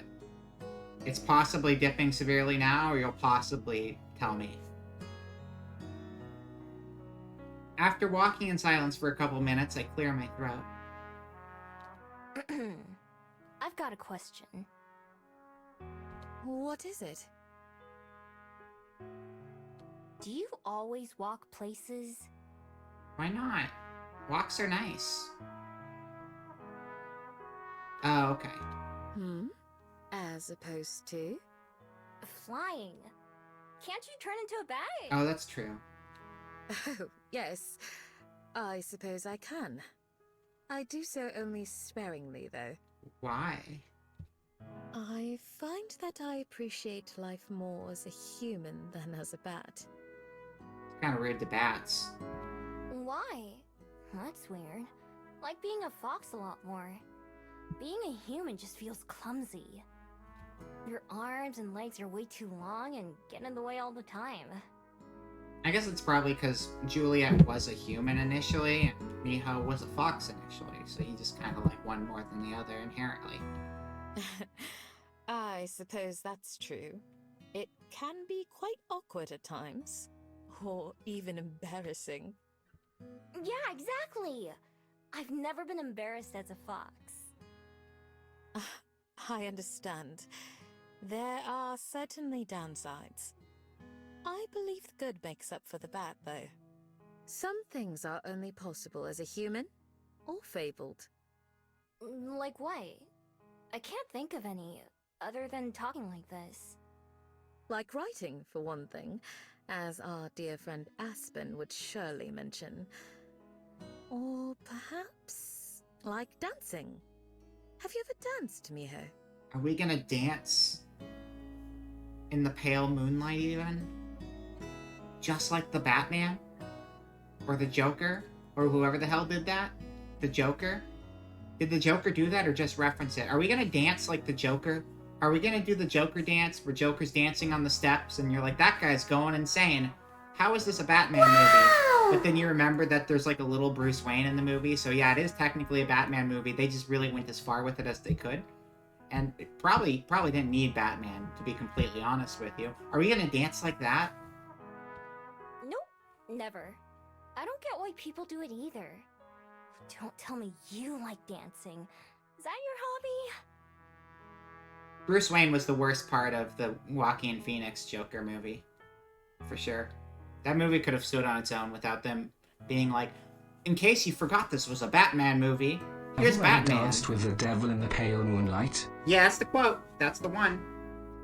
I must confess that I do enjoy it. At times, that is. I wouldn't call it a hobby. But with the right person, at the right moment, it can be quite nice. If you say so. I find myself saying that a lot lately. Shaking and flopping your body around to music, it's not for me. I don't even know how they come up with this stuff. But I'm trying to remember to be polite, so I keep that part to myself. So, on that note, I should have asked this earlier. Are there any hobbies that you have as a fox? I never thought about it that way. Now that you mention it, almost everything is better as a fox. The sun feels nicer on my fur than it does on my skin. Flowers smell better and more interesting when I sniff them. It's more vivid. I remember Aspen using that word and explaining what it means. I bet she'd be proud if she ever heard me use it. If she heard me use it. You do make it sound lovely. But are those things you do for fun? Well... I almost say yes right away, but then I think about it for a second. I do love those things I mentioned, but maybe they don't fit what Juliet is asking. I guess not. They feel good, but they're not fun.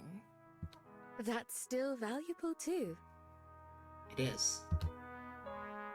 So far, we've been following the same path that I took earlier when I went into town. But when we come to a crossroads, Juliet turns in the direction of a neighborhood instead of the city. The first stop I need to make is down here. After that, we'll go look around and see if there's anything fun. Alright, I'm just following you. This isn't the same neighborhood where I hid from Juliet a couple nights ago, although it's pretty similar. Some of these houses are the sort that reminded me of Bugs when I first arrived in Wellington. That was a doorbell. We stop at one of them, a little one-story house with the porch light on. I follow Juliet to the front door and she rings the doorbell. Is this for one of your errands? Yes, we're delivering those papers that were requested. We deliver papers. She straightens out the 2 yellow packets she was carrying. The door opens and a young woman carrying a courier, that's the word I was looking for, we're couriers, carrying a baby stands behind it. Oh, Miss Juliet! So good to see you! Young mother. It's not the same mother, though. It's a different mother. With one of her trademark smiles, Juliet hands over the papers and the 2 chat for a bit. I lean against the wall, not involved or listening. When talking to the lady, Juliet uses the same warm tone and softness as when she's talking to me and Aspen. In fact, if I close my eyes, I could almost pretend that I'm back at the breakfast table with both of them, listening to them go on about books. Eventually, the woman takes the folder, and after saying goodbye several times, we leave. As soon as we're off her property, I turn to Juliet. What was that all about? I suppose you could call it another one of my hobbies. Sometimes, patrons have requests for information on their ancestors, or a piece of history that they'd like to learn about. For example, Mrs. Aliyu wanted to know about her husband's culture so she could teach her new child. Okay. I find and collect what's requested, and bring it to those who asked. Whoa! Sounds like a lot of work. It can be, but I don't mind it. The past is worth preserving, but not everyone knows how. It's my honor to help people do so. That's a nerd hobby. I have assistants too, such as dear Orpheus, who is delivering a letter on the far side of town for me. Are all the bats your helpers? Some more than others. They're friends, not pets. And so if they don't feel like helping, then I won't force them. To me, it sounds like a lot of trouble to go through for someone else. Even with the bats helping out. But Juliet apparently likes being inconvenienced. It's the same as letting me stay in her library. Still, that sounds like it could be really helpful in my own search for the Traveler. As Juliet leads us to our next destination, Seems that way. we leave the residential area and go back towards the city. I try to keep my eyes peeled for anything interesting. There are plenty of people sitting out at tables having a meal or walking around the shops, but nothing out of the ordinary. In fact, it's not that much different from when I was here earlier. There are more fabled and fewer humans, but there are still plenty of those too. Some of the places I passed by are closed now, but some, like the music store, are still open. When we come to a big building with a lot of posters in the walls outside, we stop. This is one of our movie theaters. They show all the most popular films, as well as independent ones from local creators. Oh, are we gonna go to a movie? Have you ever been to see a movie before? No, can I eat it? I'd like to go and eat the movie, please. Not in a place like this. I know what movies are, but Snacks. I don't think I've ever watched one. You should try it sometime. Maybe you'll find you like them. This game just makes me hungry for some weird reason. Movies can make you feel all kinds of different things. Happy, sad, scared, or just amused. Or hungry. Some are good for making you think, and some are good because you don't have to think about anything and can just relax.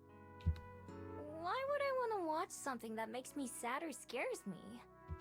For some, it's fun to explore different emotions in a safe environment like that. When we see something that makes us feel strongly, it can stick with you. Perhaps cause you to view things in a different light. And if it ever becomes too much, you can simply stop watching or put on something else. I'll try it sometime. Although, I don't know about the sad or scary ones. They're the best kind. There's nothing wrong with that. Everyone has different preferences. Along the way, Juliet continues to point out different shops and locations that she thinks I should know about, like another library or a museum. I'm not very interested in either of those things, but I smile and nod and pretend like I am. Believe it. After a while, we leave the city behind and reach the waterfront, just like I usually do. She's never seen the pinnacle of film art, Paul Blart Mall Cop 2. A real tragedy. I need to be real with you right now, chat.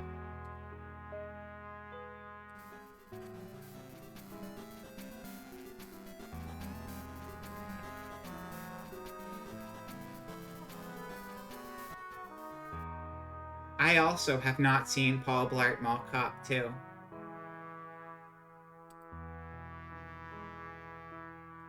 That's my cross to bear. Doesn't the Joker also say something about rubbing another man's rhubarb? I'm gonna look that one up now, because I want to know. He does say a thing about, boners. Classic Joker has his whole, like, thing about, like, oh, there's a real boner, Batman and his boners. Batman's got so many boners, he'll never get out of this with all those boners. Okay, Joker and rhubarb. Paul Blart is like a can of chunky Campbell's soup. Wow. That's really deep, Fishbone, thank you. Yep, never rub another man's rhubarb.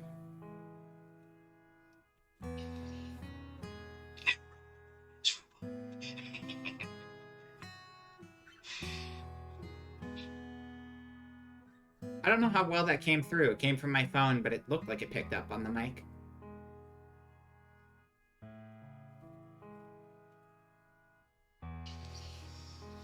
Never rub another man's rhubarb. Thanks, Batman. Or, I mean, Joker. Thanks, Batman movie featuring Joker. From the Joker May Cry series. Looking good, Joker. After a while, we leave the city behind and reach the waterfront. Have you just ever like danced with a fishbone in the pale moonlight? And I have not, and I plan not to. Very, very interesting question, Fishbone, but you're gonna have to dance by yourself. After a while, we leave the city behind and reach the waterfront, just like I usually do.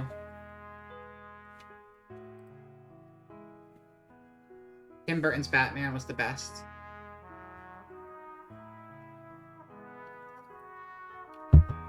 It's pretty up there. It's pretty good. You know which Batman movie I really liked?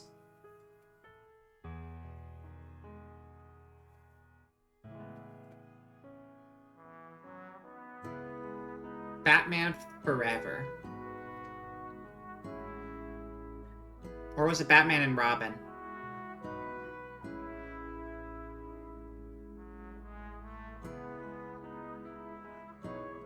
The one with Riddler and Two-Face. And the whole thing was stupid as shit, and it looked like a comic, and it's like, you know what? This is what I want from my Batman. Batman can be his, like, his grumpy self, and the world is just gonna be the most stupid, over-the-top thing, and it's like, was that movie kind of dumb? Yeah, but you know what else is kind of dumb? Comic books. I feel like comic book movies should feel like comic books. They take themselves so seriously, and I want them to just look like stupid comics. Blown up and put on a feature film screen. It was also the introduction of bat nipples, that is true. And that was hilariously stupid. And that's also a good thing. A pretty patrician... I don't know what patrician means, but I'm going to assume it's a negative thing. Yeah, no, people don't like those movies much. But, I never saw the Dick Tracy movie. I don't know anything about Dick Tracy. I just know that's a really old comic series. I like my comic movies to feel like comics. I don't need everything to, I don't know. I think that's why, like, I like, aristocratic or noble. Oh, I'll take that. I like that a lot. That's a good word then. Yes, it's very, very much a patrician pick. I think of all the superhero movies, exactly, it's like a comic as a movie. That's what the Dick Tracy is? Or the, yeah. But, that's why I like Spider-Man movies, because I think Spider-Man movies, of all the superhero movies, are the ones that tend to, like, be like, we're gonna be silly and bright and colorful and have stupid one-liners. And it's like, yeah, this is what comic books are. That's right. You're doing it right, Spider-Man. Thank you. Dick Tracy's very much like that. Nice. I'll have to check that out sometime.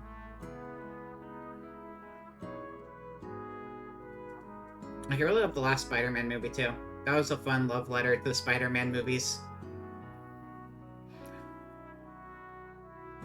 The one that came, the not Spider-Man that came, the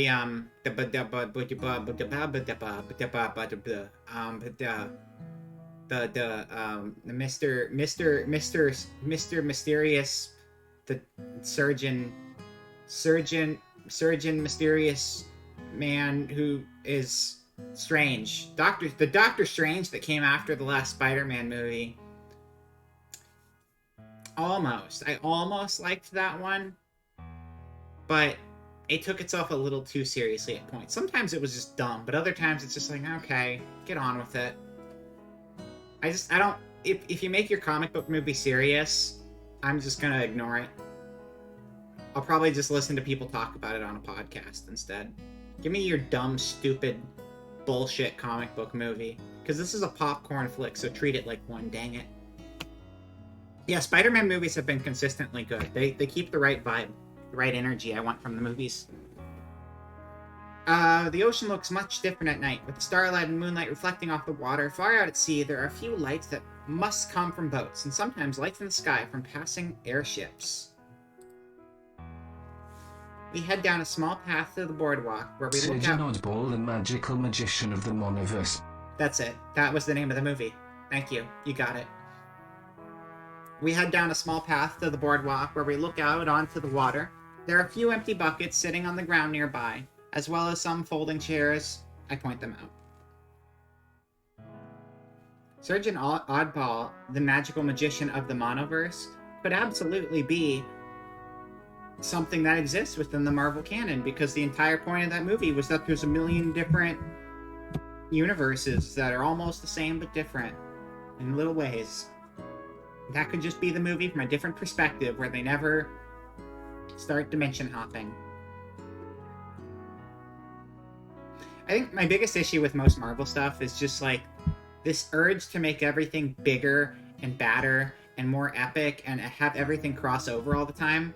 They killed the fun of crossovers. I think crossovers used to be this fun, cool thing, and I get that Avengers has always been a thing.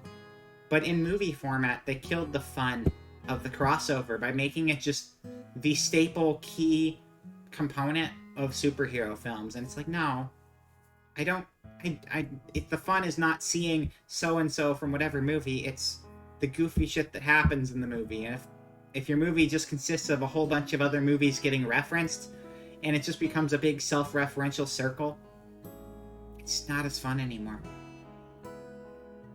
Big Evil Dead. Those were the good parts. Yeah, no, the ending was one of the best parts for sure. It definitely went more in like not a horror inspired direction, not pure horror, but a horror inspired, because it had that goofy horror thing going on that Evil Dead did have. So yeah, that's a good parallel. What are those for? People like to fish off at this pier. Fish are cool, you can eat them.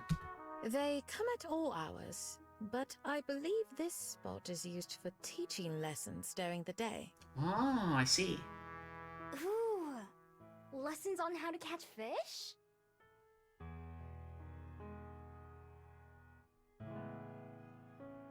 Yeah, I just can't be bothered to watch more superhero stuff. I did watch Shazam. I did watch that one. Peacemaker was a series, which immediately means I'm probably not going to watch it, just because that's a bigger investment. I know nothing about Black Adam. I thought Black Adam... Wait, is Black Adam was supposed to be a Shazam character, right? Those are supposed to be connected? At least in the source material. Anytime you introduce god powers into a comic universe, logic completely breaks down. Yeah, that's true.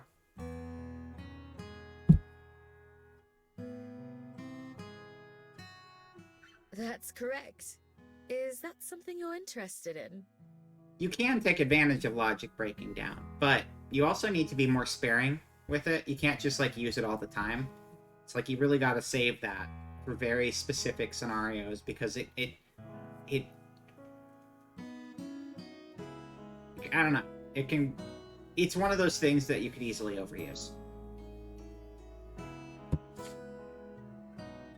Yeah, I can watch an opening. That's no big deal. That's easy. An anime opening where they all dance. I love that. Well, you watch of Legion? I've never even heard of Legion. Is that a DC thing? Or a Marvel thing? Or its own thing?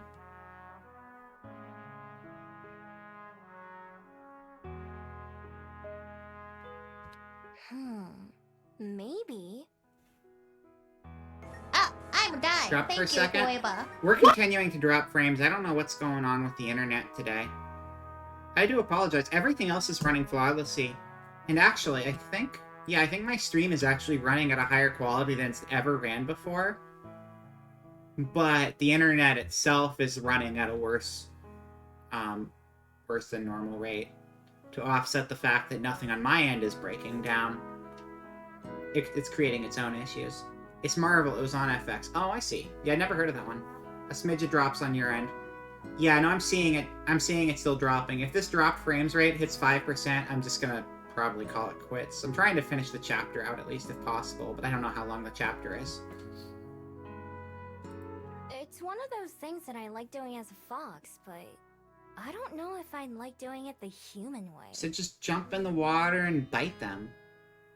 Should you decide you'd like to try, I'm sure there would be someone here who's happy to instruct you. Aubrey Plaza and Jermaine Clement run it. I like both of them. That's good casting off the bat, so I like that. You just spend a whole movie asking why Captain Marvel didn't just laser eye Thanos and cut 2 hours out of the movie runtime. Yeah. Because that's the thing, like, I am someone who can watch a lot of things and suspend my disbelief. But once you start introducing those things into the movie as options, and then you start ignoring them, that's when you get into kind of weird territory. And that's certainly a thing with the Avengers. I mean, you've got some, like, really all-powerful people in the Avengers. So it gets a little tricky.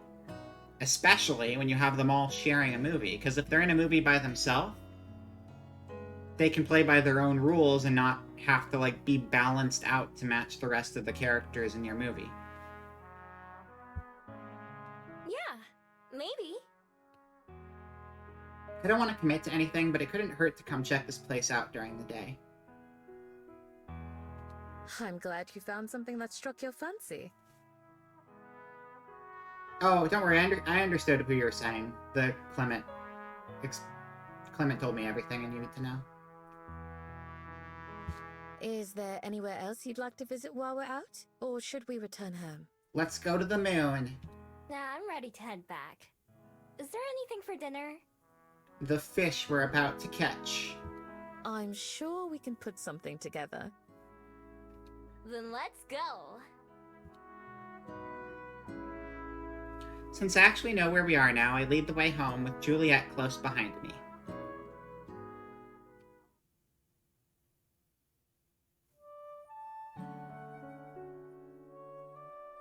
It's another chilly morning in Wellington. I'm outside the Bell House waiting for Aspen. Actually, I'm gonna check my task manager real quick. See how that's doing. See if anything's going crazy on my end. No, everything's perfect on my end. The internet's just acting up, which I could tell, but I worry sometimes, that's all. Another chilly morning in Wellington. I'm outside the Bell House waiting for Aspen. People are gonna think I'm staking this place out. And for once, that isn't true. It's after breakfast, but before the sun's up. Aspen invited me for a free drink before they open, but I'm starting to think I've been duped. No. Anytime You now. have not been duped. I rub my arms and bounce around to try to stay warm. Right as I'm thinking about picking the lock myself, the front door swings open and Aspen waves me inside.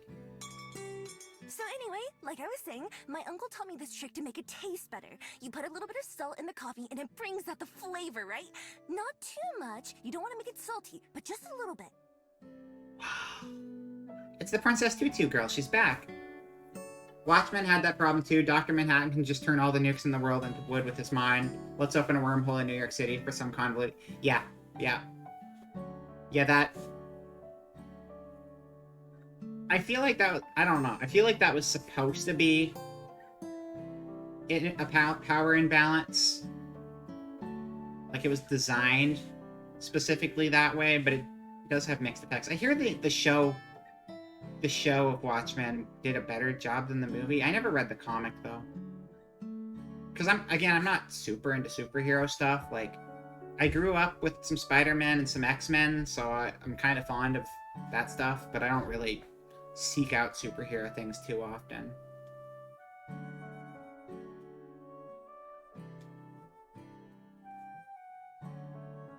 Princess Tutu. Or Princess Tutu's cousin that you never actually see in Princess Tutu, but is clearly just Princess Tutu from another... It's Princess Tutu from another universe, that's what it is. Or it's Lena. It could also just be Lena, because that's her name. Sorry about that. I got a little held up. It's all good. Somebody here likes to talk a lot. I was thinking maybe you forgot about me after all. No. Man, I haven't been to a coffee shop in a week or so. I used to go to coffee shops a lot. I lost my purse and all of my cards. So that's been fun. I haven't done anything about it yet though, because I've been too busy. But that was like 5 days ago. Should probably do something about that. So I can buy foods again. No. Anyway, ignore that. Easily. Ignore that. I was just... I tried it and it's really good. Have you tried it? Remind me, I'll make you one. So then I was thinking, if I start doing that every time I make a drink, eventually people will start realizing that their coffee's better when I make it, but they won't know why. Very sneaky. Very sneaky, Lena. Very sneaky. Talking to Lena. Yeah. She seems fun to talk to. I'd love to talk to her. That can always take longer than you expect or plan for. Yeah, it sounds exciting though. You know, if someone's passionate about what they're talking about, I'm always super into hearing them out. But she and I often look the other way for each other on certain things. Such as letting you in before the store opens, for instance. Oh, am I not supposed to be here? That's cool! It's a secret. As long as we open on time, it's fine, and Lena and I are the two fastest. You kind of have to be when she's involved. What do you mean? She. I'm sure you'll see. Come on, what do you want today? I inspect the menu. It's as unhelpful as ever. Here's a paper copy, if that's easier to read. Yeah. She hands me a little printout menu. It's also distinctly lacking pictures. Sorry, can't read it. Oh, do you need a Korean version? I'm afraid we don't have one. At least we're in the universe where we can all talk together. Oh, nah. Can't read any languages. I may as well have told her that the sky is green. Aspen stares at me in clear disbelief. This isn't the usual weird look. This is beyond that. Do you think an illiterate fox and a cafe book lover can really work? I hope so. She laughs nervously. You're joking, right? Ha ha, funny joke, yeah. I can read all of the words, just don't ask me. Ever. I shake my head. She collapses onto a stool behind her, fanning her face with the menu in her hand. I can't believe it. I just can't. So you haven't. Wow. I don't even know what this game's been telling me this whole time. Is that what the stuff on the screen is? Are these words? Who knew? I can tell she really wants to say more, but holds herself back. I suppose that explains a lot. Still, I just can't imagine. It takes a moment, but she regains her composure. Aha, funny yoke.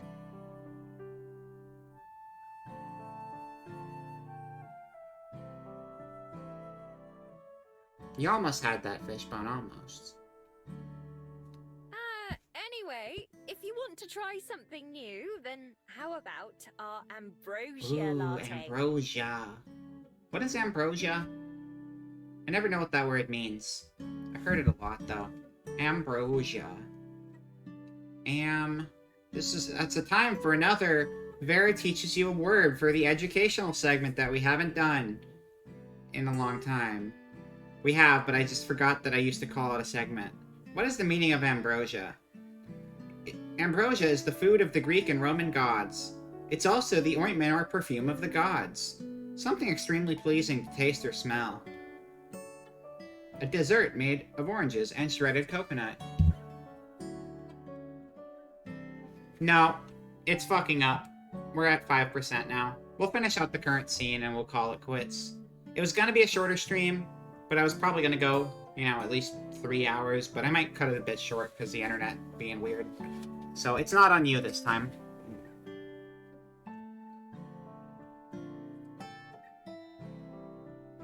It's one of our seasonal beverages with apple and caramel. Ooh, I like that. Apples and coffee? I've never had that before. Have you ever drinking coffee out of an apple, chat? I haven't either, but that seems like it'd be fun. I would do that. Yes, well, we're experimenting with the recipe still. Oh, yeah, you guys... Wait a second. If we're on a delay, I want you, when I say the next word, to post that word in the chat. Okay? The word I want you to post in the chat is going to be barnacle. Oh yeah, you are on a big delay, damn. Yeah, no, I read the definition of ambrosia a bit ago. Raz is not on a delay. Wait, you just said you were just... Okay, your ambrosia explanation just came very late. You weren't actually on a delay, because you said the word like 10 seconds after I said it. That was not delayed at all. I'm a guy. Yeah, Thank no, you you're not on a you're not on a delay. The stream's dropping frames, but your audio is caught up, right?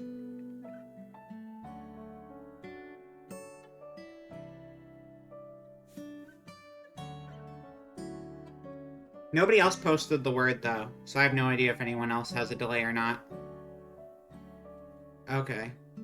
Yeah, no, my stream's falling apart at the seams. I wish it wasn't. I really was looking forward to streaming today. I can't do a ton of streams this weekend. I got the 3, but, like, it's a busy weekend, so it's kind of garbo that they're doing whatever is going on today.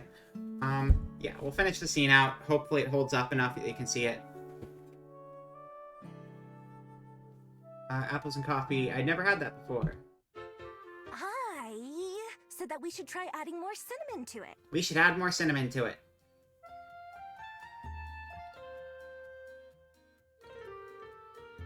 Barnable, if you said that when you heard me say it on the stream, Booba, then that means you're probably on a near 2-minute delay. That was like 1 minute and 50 seconds late. I don't even know where Lena comes from. Suddenly, she's just there. Aspen said it would overwhelm the other flavors, but I add extra whenever I make one, and so far no one's complained. Nice. I would complain. I would not complain. I don't complain in coffee shops. I take what they give me, but I remember for next time. Because a lot of times whenever there's like flavored drinks, people go way too strong with them. It's like, I like the taste of coffee. It's hard to tell though, because the stream is actually struggling though, is the thing. Like, the stream is actively having a lot of trouble right now. So, you know, you never know. But, yeah, I don't know. Sometimes drinks, like, you can't even taste their coffee anymore. And I know some people like it more that way because they just want the caffeine. But it's like, I buy coffee because I like coffee. So, let me taste the coffee. Lena, are you serious? Well, yeah. How else are we gonna find out which one's better? I'll make one for your friend too, and she can tell us which one she likes more. The blue one. Lena! The other girl hurries back to the kitchen, clearly not caring about what Aspen was about to say. Aspen sighs and shakes her head. Right, well, I have to open the registers and put on the coffee. I'll have your drink in a couple minutes. Sounds good. Okay, thanks. Yes. I hop up on one of the tall stools and wait, swinging my legs back and forth. Before long, the cafe fills with the smell of warm coffee and baking bread. It's enough to make my mouth water, even though it hasn't been long since I last ate. Aspen roams between the kitchen and the front area, always looking very busy. She checks and inspects what seems like every drawer and cabinet in the place while getting ready. But see, that's what you do, though. That's what you do when you're not working. You look like you are. Because when you're in jobs like this, even when nothing's going on, there's always those managers who are just like, you're not working hard enough. Why aren't you doing your job? And you're like, because we haven't had a customer in 2 hours. And then they're like, well, find something to do. And it's like, okay. So you just start making up imaginary jobs for yourself, because that's the glory of retail work. And the glory of food service.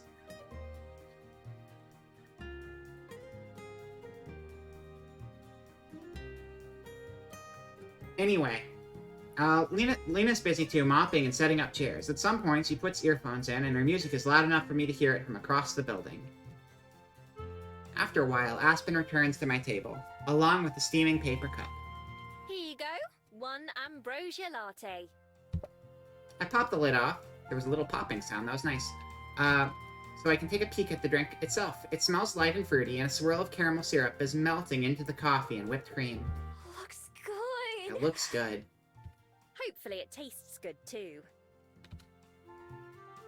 I have a tiny little sip since it's too hot to drink very fast. The tartness of the apple actually goes pretty well with the coffee flavor.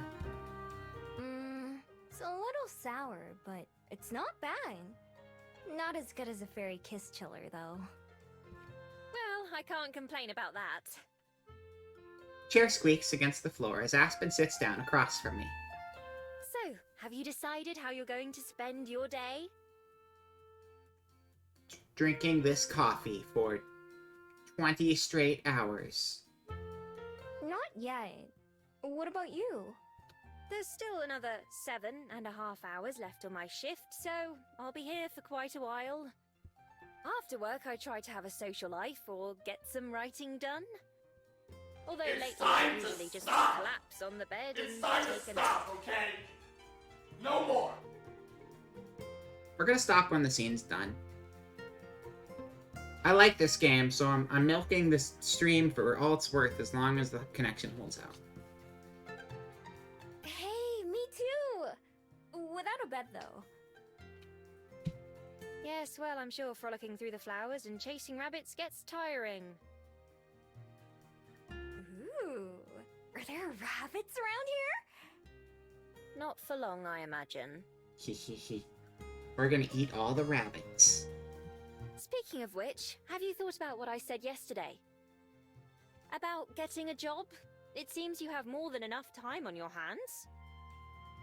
You do know what a job is, right? It's where I eat all the rabbits. More or less. I mean, I've seen people at work before, but I've never had my own job before you ask. Yes, I'm aware. Anyway, you'd have money to buy things you want, and you wouldn't have to steal to get it. What do I need money for, though?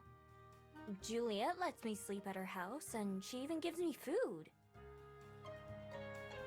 I am milking the stream, alright? It's because I like this game, and I've been looking forward to playing more of it, so I'm sad I can't play more of it. But I knew I had to cut the stream short, even without the internet. Because I just got a bunch of work I gotta do, which sucks. But soon I won't, and that'll be nice. I don't mean to sound rude or anything, but Juliet can't take care of you forever. Yes, she can.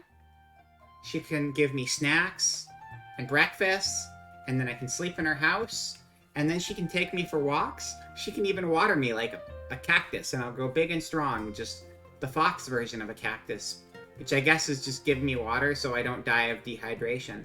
So not really like a cactus at all. I need to water my cactus. Callie's starting to sprout a flower, though. Callie's growing a flower again. It's that time of year where Callie gets to grow flowers. It's very exciting. And my other plant is not actually dead. I thought it was dead for like 6 months. And then I realized that no, I just need to cut off all the dead growth and there's actually a plant under here. And there is. There is a plant under there. It's crazy. It's true. I know. Right now, I'm still getting used to even living here. I haven't given any thought to what might happen later on. I don't even know what kind of job I could get. Is there some place that would hire me to steal things? Yeah. Not legally, no. But maybe you can find a way to use those skills. Maybe you could be a security guard somewhere, or a locksmith. Or a professional rabbit-eating thief. Tally-ho. Maybe. What exactly is your job, anyway? Well, as you know, I'm a barista. The most noble of professions. That means I make coffee and tea and hot chocolate and whatever else our customers ask for. Tally-ho, tally-whacker. I don't even know what that phrase means. Is that like one of those like British profanities where it's like, if you're not from there, it just sounds like a funny phrase, but then it's like incredibly rude otherwise? I'm actually not sure. Because I don't know what quote-unquote tallywhacker would be otherwise. Oh, it's a dong. I see. So it could be profanity if you're using it in the right way. Some people rely on our products just to get through their day, so I consider it to be a very important job. If we were to close or go out of business, there would be a great many people who would be distraught over it. I really like Aspen's accent, though. It makes me happy. The GPS on my phone has an Australian accent. Because I just like Australian accents. They're really nice to listen to. It's like that. Oh, I have heard Bellend before. Yeah, I've heard that one. Just sounds quaint. Wow! And you're gonna do this for the rest of your life? Forever! Not for that long, I hope. It's not my passion by any means, but I don't mind it. I'd make coffee a passion if I could have my own coffee shop. It's something I thought about. Vera's coffee shop, I think that could be pretty nice.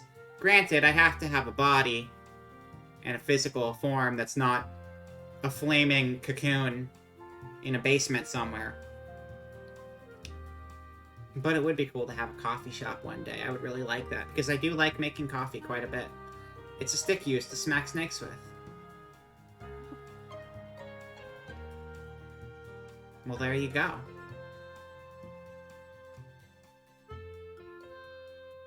That's the other definition. It can be rather exhausting, though, especially on busy days. By that logic, Italia would be a snake, then?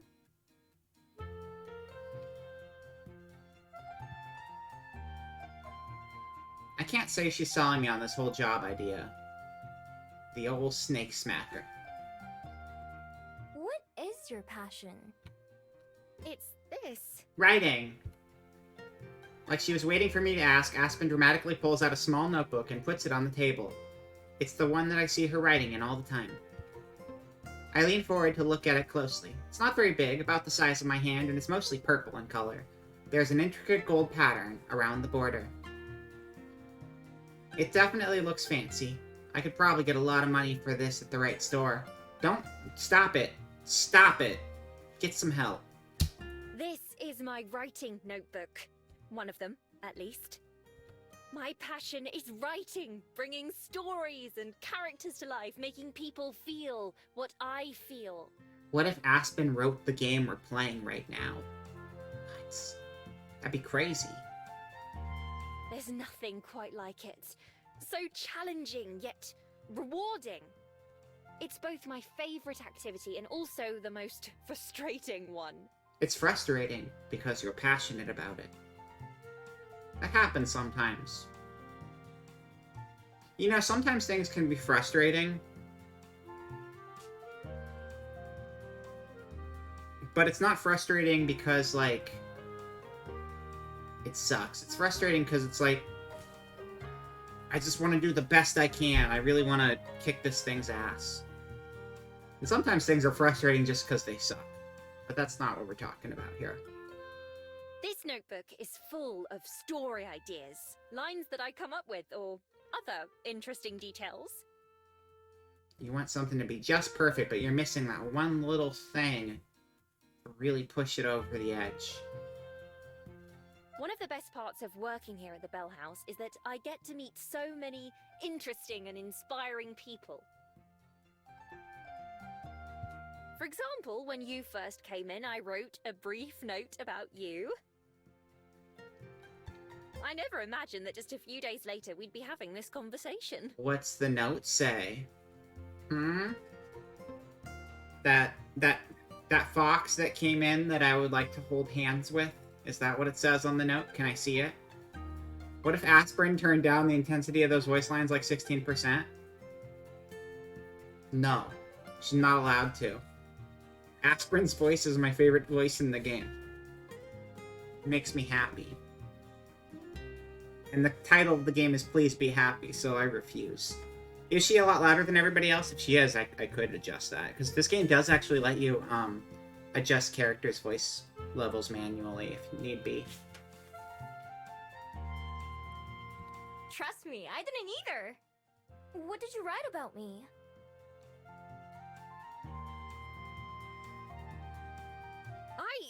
I don't remember. Just that I wrote something. It's in another notebook, not this one. She totally did write that. She wrote, I want to hold hands with that fox. That's what it says. That's why she's not sharing it. She's so embarrassed right now. My dream is that someday I'll be able to make a living from my writing. In fact, when I moved to Wellington a couple of years ago, that was supposed to be the first step. All she ever wanted to do was write a visual novel where she could hold hands with a fox girl. Will she ever have her dream come true? Never know. It's been taking longer than I'd like so far. You'll get there. Every morning when I wake up, I tell myself that I'm not going to sleep that night until I finish at least a chapter. But then by the time I'm done with work, all I want to do is pass out. Passing out is pretty good. Of course, that just puts me further and further behind. Which is also too real. Nothing sucks more than working a full-time job, but it leaves you so drained you can't use your free time.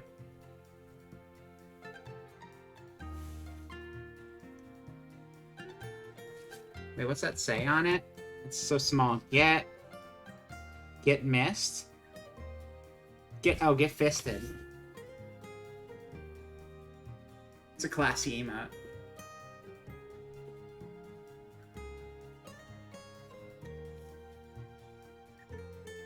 only myself to blame, I suppose, but life doesn't make it easy for me.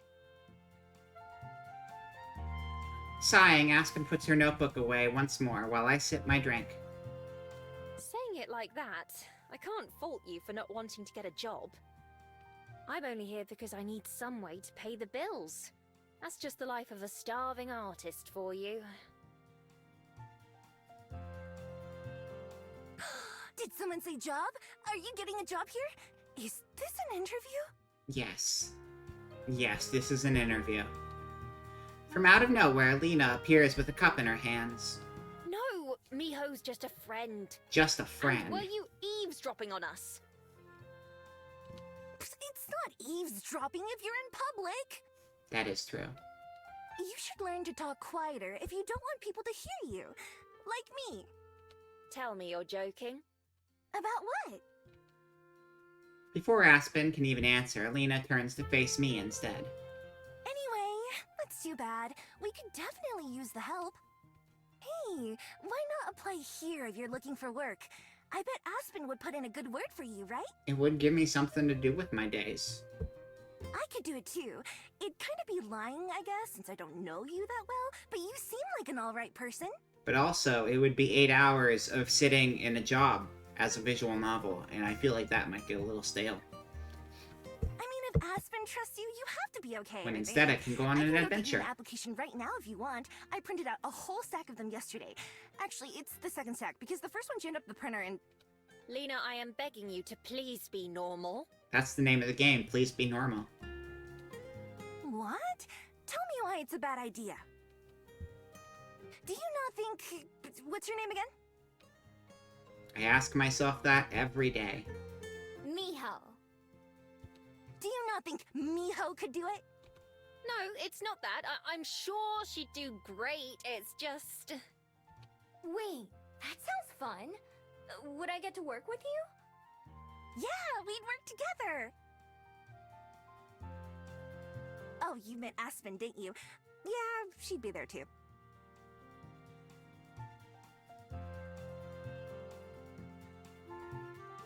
Slapping her hands on the desk, Aspen stands up from the table. It's certainly an idea. Perhaps one we should discuss later. She doesn't want to work with me because she thinks I'm a cute fox girl. I see how it is. Lena, you and I should be getting to work, don't you think? Okay, boss. I get that, though. Being forced to be around someone you think is cute is hard, because then you want to run away, so you can't have them work at the same place as you. It's illegal. Please just go unlock the door. Okay. Smirking, Lena heads towards the front of the store. Feel free to hang out for a bit if you'd like, Miho. Although it's going to get busy soon, so I won't... Oh, wait! I almost forgot! What? If you need something to do, come play tennis with me this afternoon. Let's go play tennis with Lena this afternoon. Tennis? Tennis! Yeah, you know, you hit the ball back and forth over the net. You hit the ball back and forth over the net. I know what it is. Is that your hobby? For now, I like trying new things. All the hobbies. I'll think about it. I should try something new myself, too. I wasn't asking. Anyway, you said it yourself. You're totally coming. So, I'll see you there. Yeah. Okay. Miho seems so pumped right now. I can't help but feel I've been roped into something here, but it's true that I should at least give it a shot. Maybe I'll turn out to like it more than I expect. Cool. Lena starts to leave again, but then suddenly jumps back around to face me again. Oh, right. There's one more thing. It's death tennis. You either play tennis or you die. Tennis the Menace. How many more things does she have? I can practically feel Aspen's exasperation as Lena runs back and slams the cup she was carrying onto the table in front of me. Try this. Tell me which one you like more. The one I made or the one Aspen made. Oh, jeez. Oh, you're putting me on the spot here. Okay. With an unnecessarily loud sigh, Aspen goes and unlocks the front door herself. I'm over halfway done with Aspen's drink, but I take another gulp, paying attention to the mix of flavors. Then I do the same with Lena's. Lena watches eagerly, fists clenched in excitement. So, what you think? Come on, be honest. I can't taste a single difference. They're both good. Sure, but which one's better? Taking another sip of each, I try to detect anything that's different between them, but can't. Fortunately, Aspen saves me. She looms behind Lena like a phantom. Lena, don't you think maybe you should go check the croissants? Dun dun dun. Nah, I already looked at them earlier. Oh, the connection's actually getting better. But yeah, we'll go till the end of the chapter. A couple of them are kind of schoolish, but I try to massage them back into shape. Good. Don't worry, I watched. Uh-oh.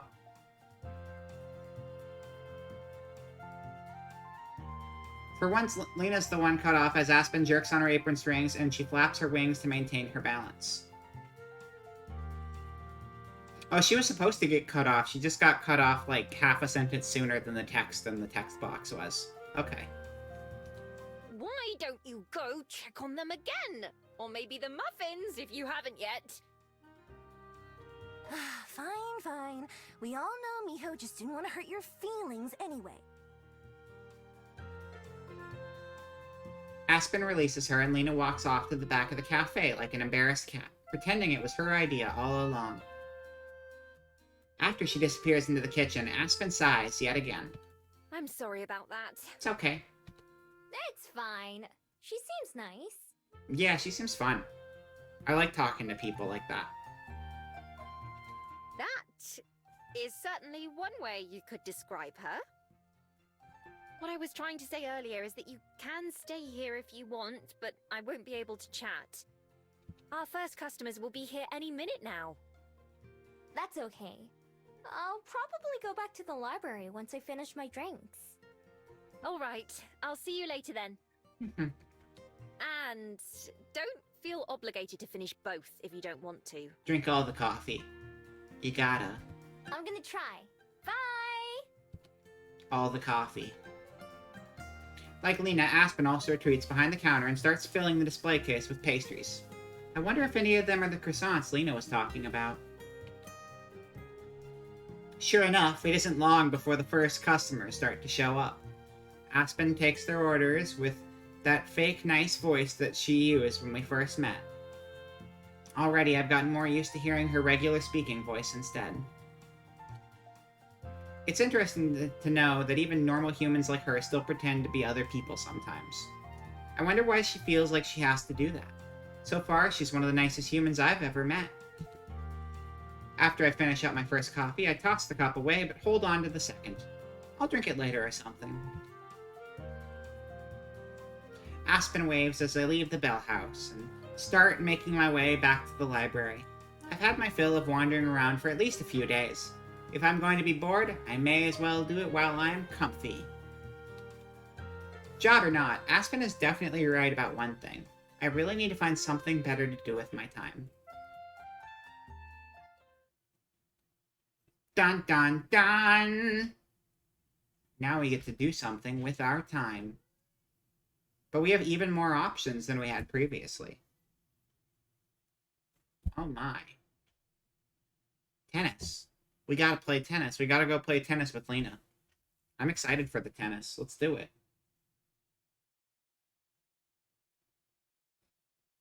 Make a save, though. Yeah, connection is still holding on great, but we're gonna go for like 30 or so. Bum, bum, bum, bum, bum, bum, bum, bum, bum, bum. Tennis time. After a few hours of sitting around at the library, I'm bored enough to take Lena up on her offer to play tennis. The only problem is, I forgot to ask her where and when. Sometime in the afternoon, I go down to the Bell House, where an employee tells me both Aspen and Lena have left for the day. They give me directions to a place called Hataitai Park, which is where they say Lena mentioned before heading out.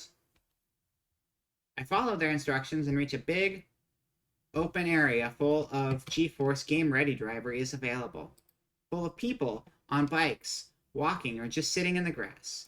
I wander around looking for any sights of Lena or people playing tennis. Finally, I spot the courts and make my way over. Out of the dozen or so people who are playing, it isn't hard to find Lena when I get there. Yeah! Nice serve! She's the one who's very loud.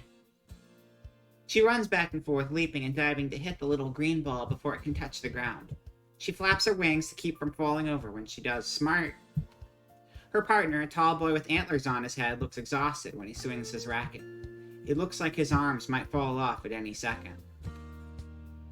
When I get close enough, Lena notices me and stops mid-dive. Miho! You're late! Aww. I like Lena a lot. When I get close enough, Lena notices me and stops mid-dive. Now that she's distracted, her partner takes the opportunity to hurry away, collapsing into the grass to rest. Sorry, I wasn't sure what time I should come by. Or where. Oh, right. I guess I should have told you. In that case, good guess. Thank you. I don't bother telling her that I got help from one of her coworkers. Lena picks up a racket from nearby and offers it to me. Ready to play? Yeah. I guess so. I don't really know the rules, though. It's fine. Me either. Just try to hit the ball, alright? Her new hobby, she doesn't even know how to play. It's all good. Okay, I can do that. That's the best way to go into hobbies. Don't even learn, just do it. You'll figure it out as you go. Especially when you have to play it with other people. They don't mind. If you don't know the rules and you're playing tennis with someone, just be like, I don't know the rules, it's cool. I say this like that's not how I would absolutely go into a new game not knowing how to play, but when there's other people involved, it's probably good to learn the rules first, I guess. Maybe. You just hit the ball, though. I take my spot on the other side of the net, trying to imitate the way other people are standing. Alright, here goes! Lena drops the ball and then knocks it towards me. I watch it carefully, and when it gets close enough, I swing. The ball goes soaring way over her head and falls into the grass, out of sight somewhere. Maybe a little less oomph next time. Let's try it again. That was a hole-in-one, Lena. I'm winning right now. She serves the ball, and this time I just barely hit it over the net. Lena dives for it like before and sends it sailing back to me. The more we play, the easier it gets. Both of us miss the ball or knock it into the net a lot, but it's not too bad. Finally, even Lena gets tired, and we take a break to drink some water. How long have you played tennis? Like, today or in my life? In your life? She thinks about it a bit, scrunching up her nose. About a week. Nice. Oh, that's it? It's her passion. Yeah, how about you? About half an hour, I guess. It's her passion, too.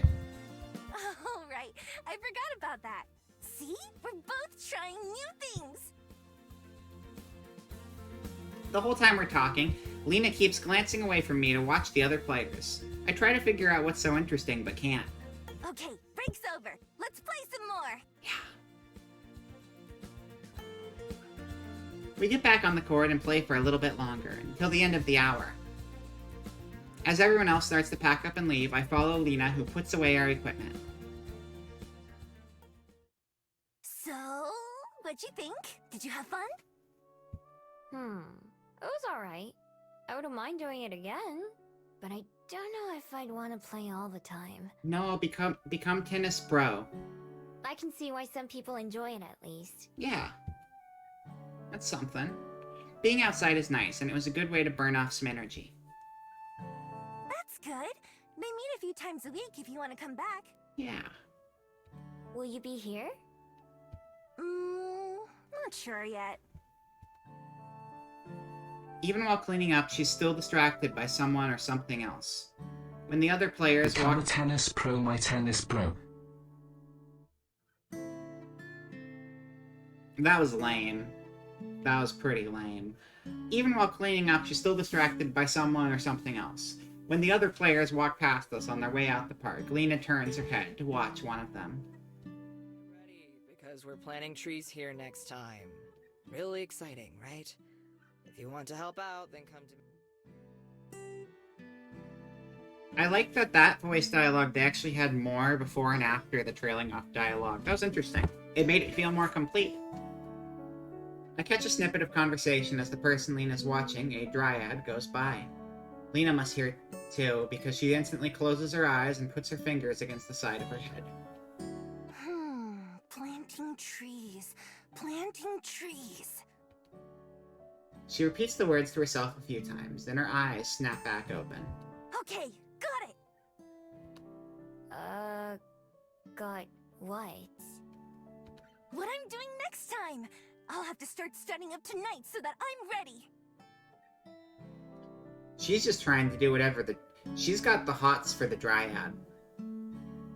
She's just like changing hobbies to match whatever the dryad's doing. That's what it sounds like to me. Okay, if you say so. I'm pretty lost, but maybe this is just how Lena is. You should come too, if you're not doing anything. I'll tell Aspen to give you the details. Sure, sounds good. I'm not sure if I want to commit, especially since Lena probably won't even remember me the next time we see each other.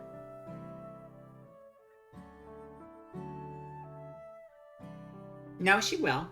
Well, if we see her tomorrow, she will remember.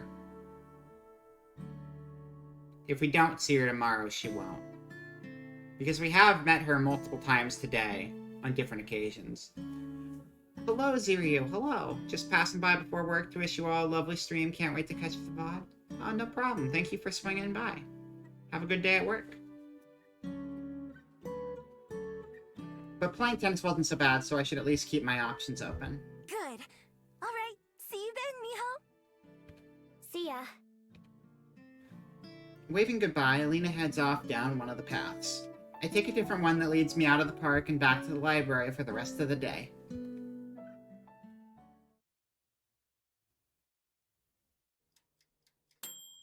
With a tiny ding, the toast pops up and I load it onto the plate with the other slices. I bring the dish over to the table. Thank you, Miho. Go ahead and put it by the butter. Oops, sorry. Let me get my bag out of your way. Once the table's set, the three of us sit. I've gotten more used to the routine of breakfast and know when to do things like pass the salt and pepper without being asked. Every morning so far, we have the same thing, eggs and toast. But it's a lot tastier than convenience store food, and there are different spreads and fruits to change things up. Like usual, I'm the first one to finish eating, followed by Aspen, who stretches with a content sigh. Breakfast was as superb as always. Thank you, Juliet. It's my pleasure. The two of them saying this is part of the routine, too. Usually Aspen would be getting up right now to leave for work, except this time she doesn't. Don't you need to go, Aspen? Is this your way of trying to get rid of me? It's her day off, apparently. She peers at me from over the rim of her cup as she sips her coffee. Nah, I haven't thought about that. I was just wondering. I'm not sure if I should be flattered. Anyway, I'm working a mid-shift or today, that. so I don't have to go in until noon. Okay. Swing shifts are the worst. Not being able to get a consistent schedule, that's like the worst thing with food service, because it's like, it's not even just like, oh, Wednesdays I work middle of the day, and Mondays I work in the morning, or whatever. It's just like, manager will say when everyone works at whatever time the manager feels like having a schedule together, and if you have to work mornings, just your entire life revolves around your job because you work to live and you live to work, and work is your life. So do what we say, peon, and then they shoot you and you die. That's basically what happens. Will you be writing then? Yes, I ought to. I'm about halfway through this draft, and I'm trying to finish it by the end of this month, so every minute helps. Oh my, halfway already? That's excellent progress. I look forward to reading it when you're finished. Don't give me too much credit, I still have to get there first, and you know how that's gone before. You got this, I believe in you. All you can do is keep trying. Exactly. Juliet's got the right idea. What are you writing? A book. I've been working on it for a couple of years now, as long as I've been in Wellington. Whoa, and you're only halfway done? How long is it gonna be? Only halfway! I wish it was as easy as you think it is. It takes time to plan the story and prepare to write, and then, even after the drafting is done, you still have to edit it and fix it.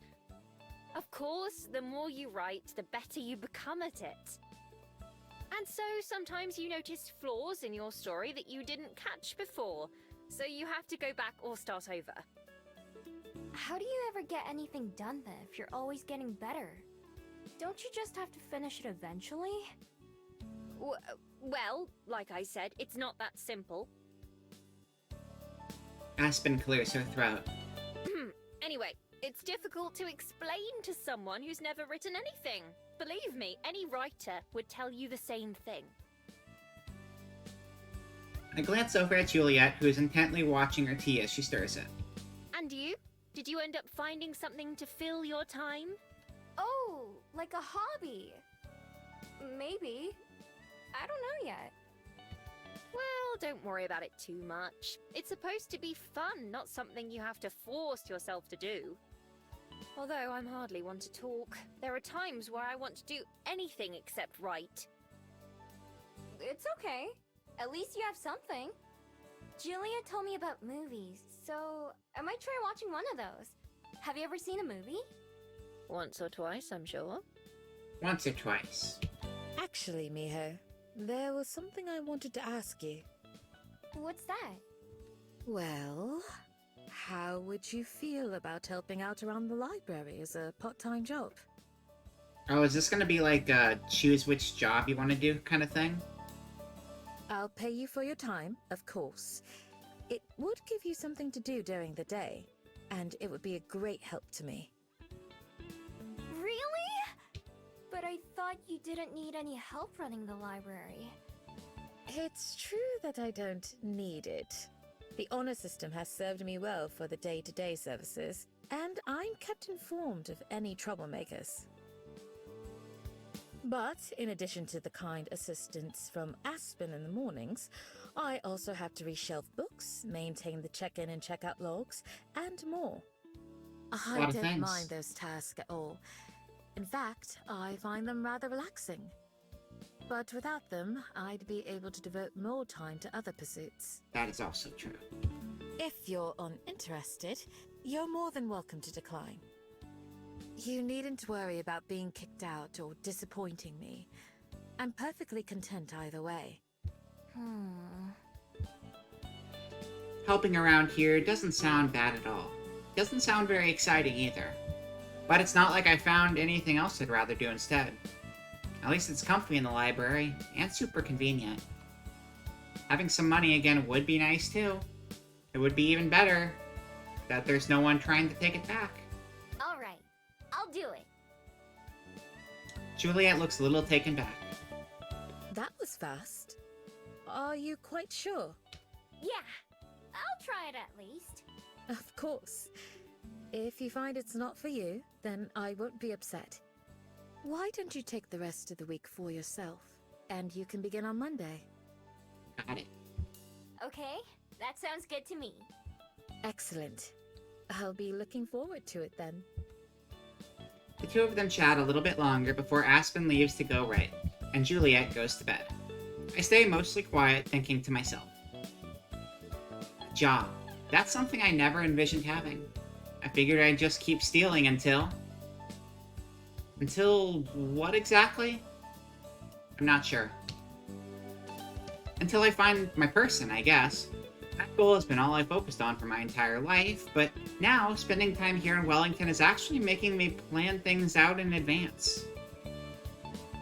When I stop and think about the future, it's a lot of emptiness and mystery. It makes me realize just how little I have to fall back on. That's why doing all these normal things like getting a job could be good for me. I don't know what might be useful someday. As for my person, I'm still always thinking about them and how I can find them. That part hasn't changed. For now, I'll just go with the flow and see where it takes me. It takes me to the map screen. I regret that, Redeem. I regret that, Redeem being a thing.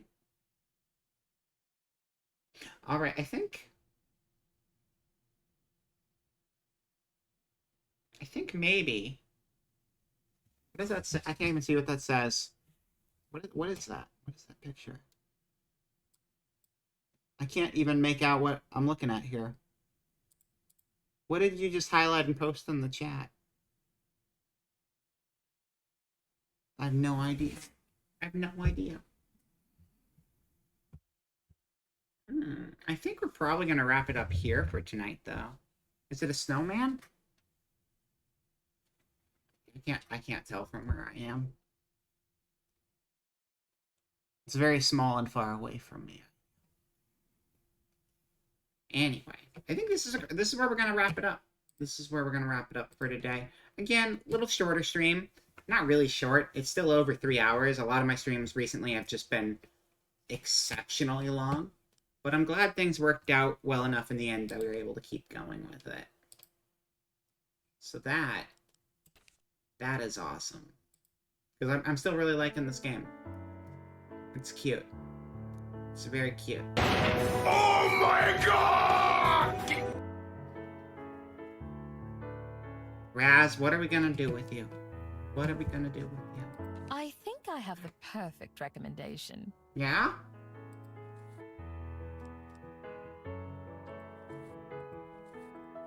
I'm just clicking around and stuff. Oh yeah, don't these talk when you click on them? No.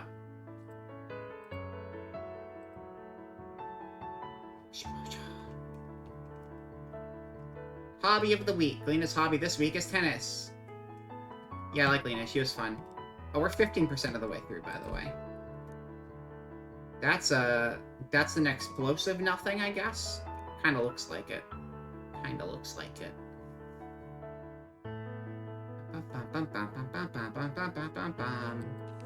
Until we meet again, then. Goodbye. It's a cute game. It's a very cute game. What we do in the shadows callback sequence? Wait, was that a... Oh, I didn't realize that was a free ad space. I guess it was, because it's on the top of the screen, isn't it? Huh. Go figure. Office time! Office music time. Be good. Be good. Let me back up a little bit. I don't need to be this close to the camera anymore. Anyway. Thank you guys for coming out today. As a reminder, here is what is coming up in the rest of the week. Not too much more this week. No stream tomorrow. Usually there would be a stream tomorrow, but today, this week, there is not. What we do in the office callback sequence. There we go. Perfect. Yeah, this week there's nothing tomorrow. I gotta get work done in the evening instead. And please quit spamming everything for 1 second. Saturday is going to be Comiket on VR chat at 6 p.m. PST. And then Sunday is going to be 100% orange juice at 12 p.m. PST with friends. Yeah, we're gonna have friends over. It's gonna be fun. So, let me figure out where I'm sending you all today. Get out of here, schedule. We don't need to look at you anymore. Come on now. Come on now. That's right. Rara is doing a fundraiser because she's having rent issues right now, I think, is what's going on. Yeah, rent fundraiser stream, so that seems like a good cause. So I'm going to send you over to Vectroid, I believe. In a moment here. But that means that, we're gonna play through this whole game. We're not doing every route, probably.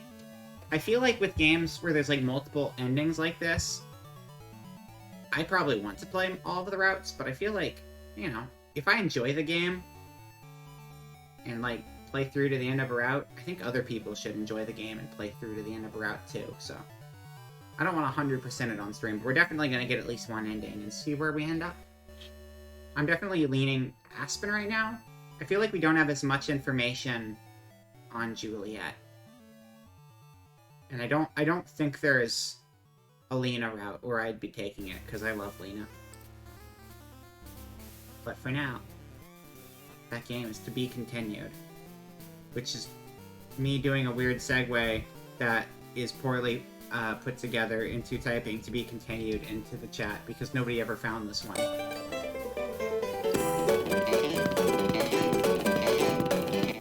But now you know it's there. And that's just more stuff that's gonna get spammed and I'm going to hate shortly. Okay. What are we watching here? Too many liberties with your color scheme, but there you go. That's the best I was able to And then we talked about cutting, do. which is once again. I can also disable.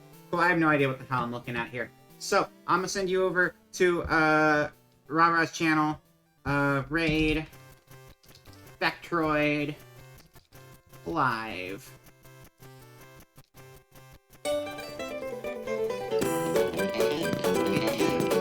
Okay, yep. If you do that earlier, if you do that at the beginning of a stream 5 times in a row, though, I will fight you. I will fight you under those situations. Okay. Channel has follower or subscriber only chat on, so drop a follow. There's no reason not to do that. Okay, I'll see you guys next time. Listen to a really awful crunched up version of Gundam music, and goodbye.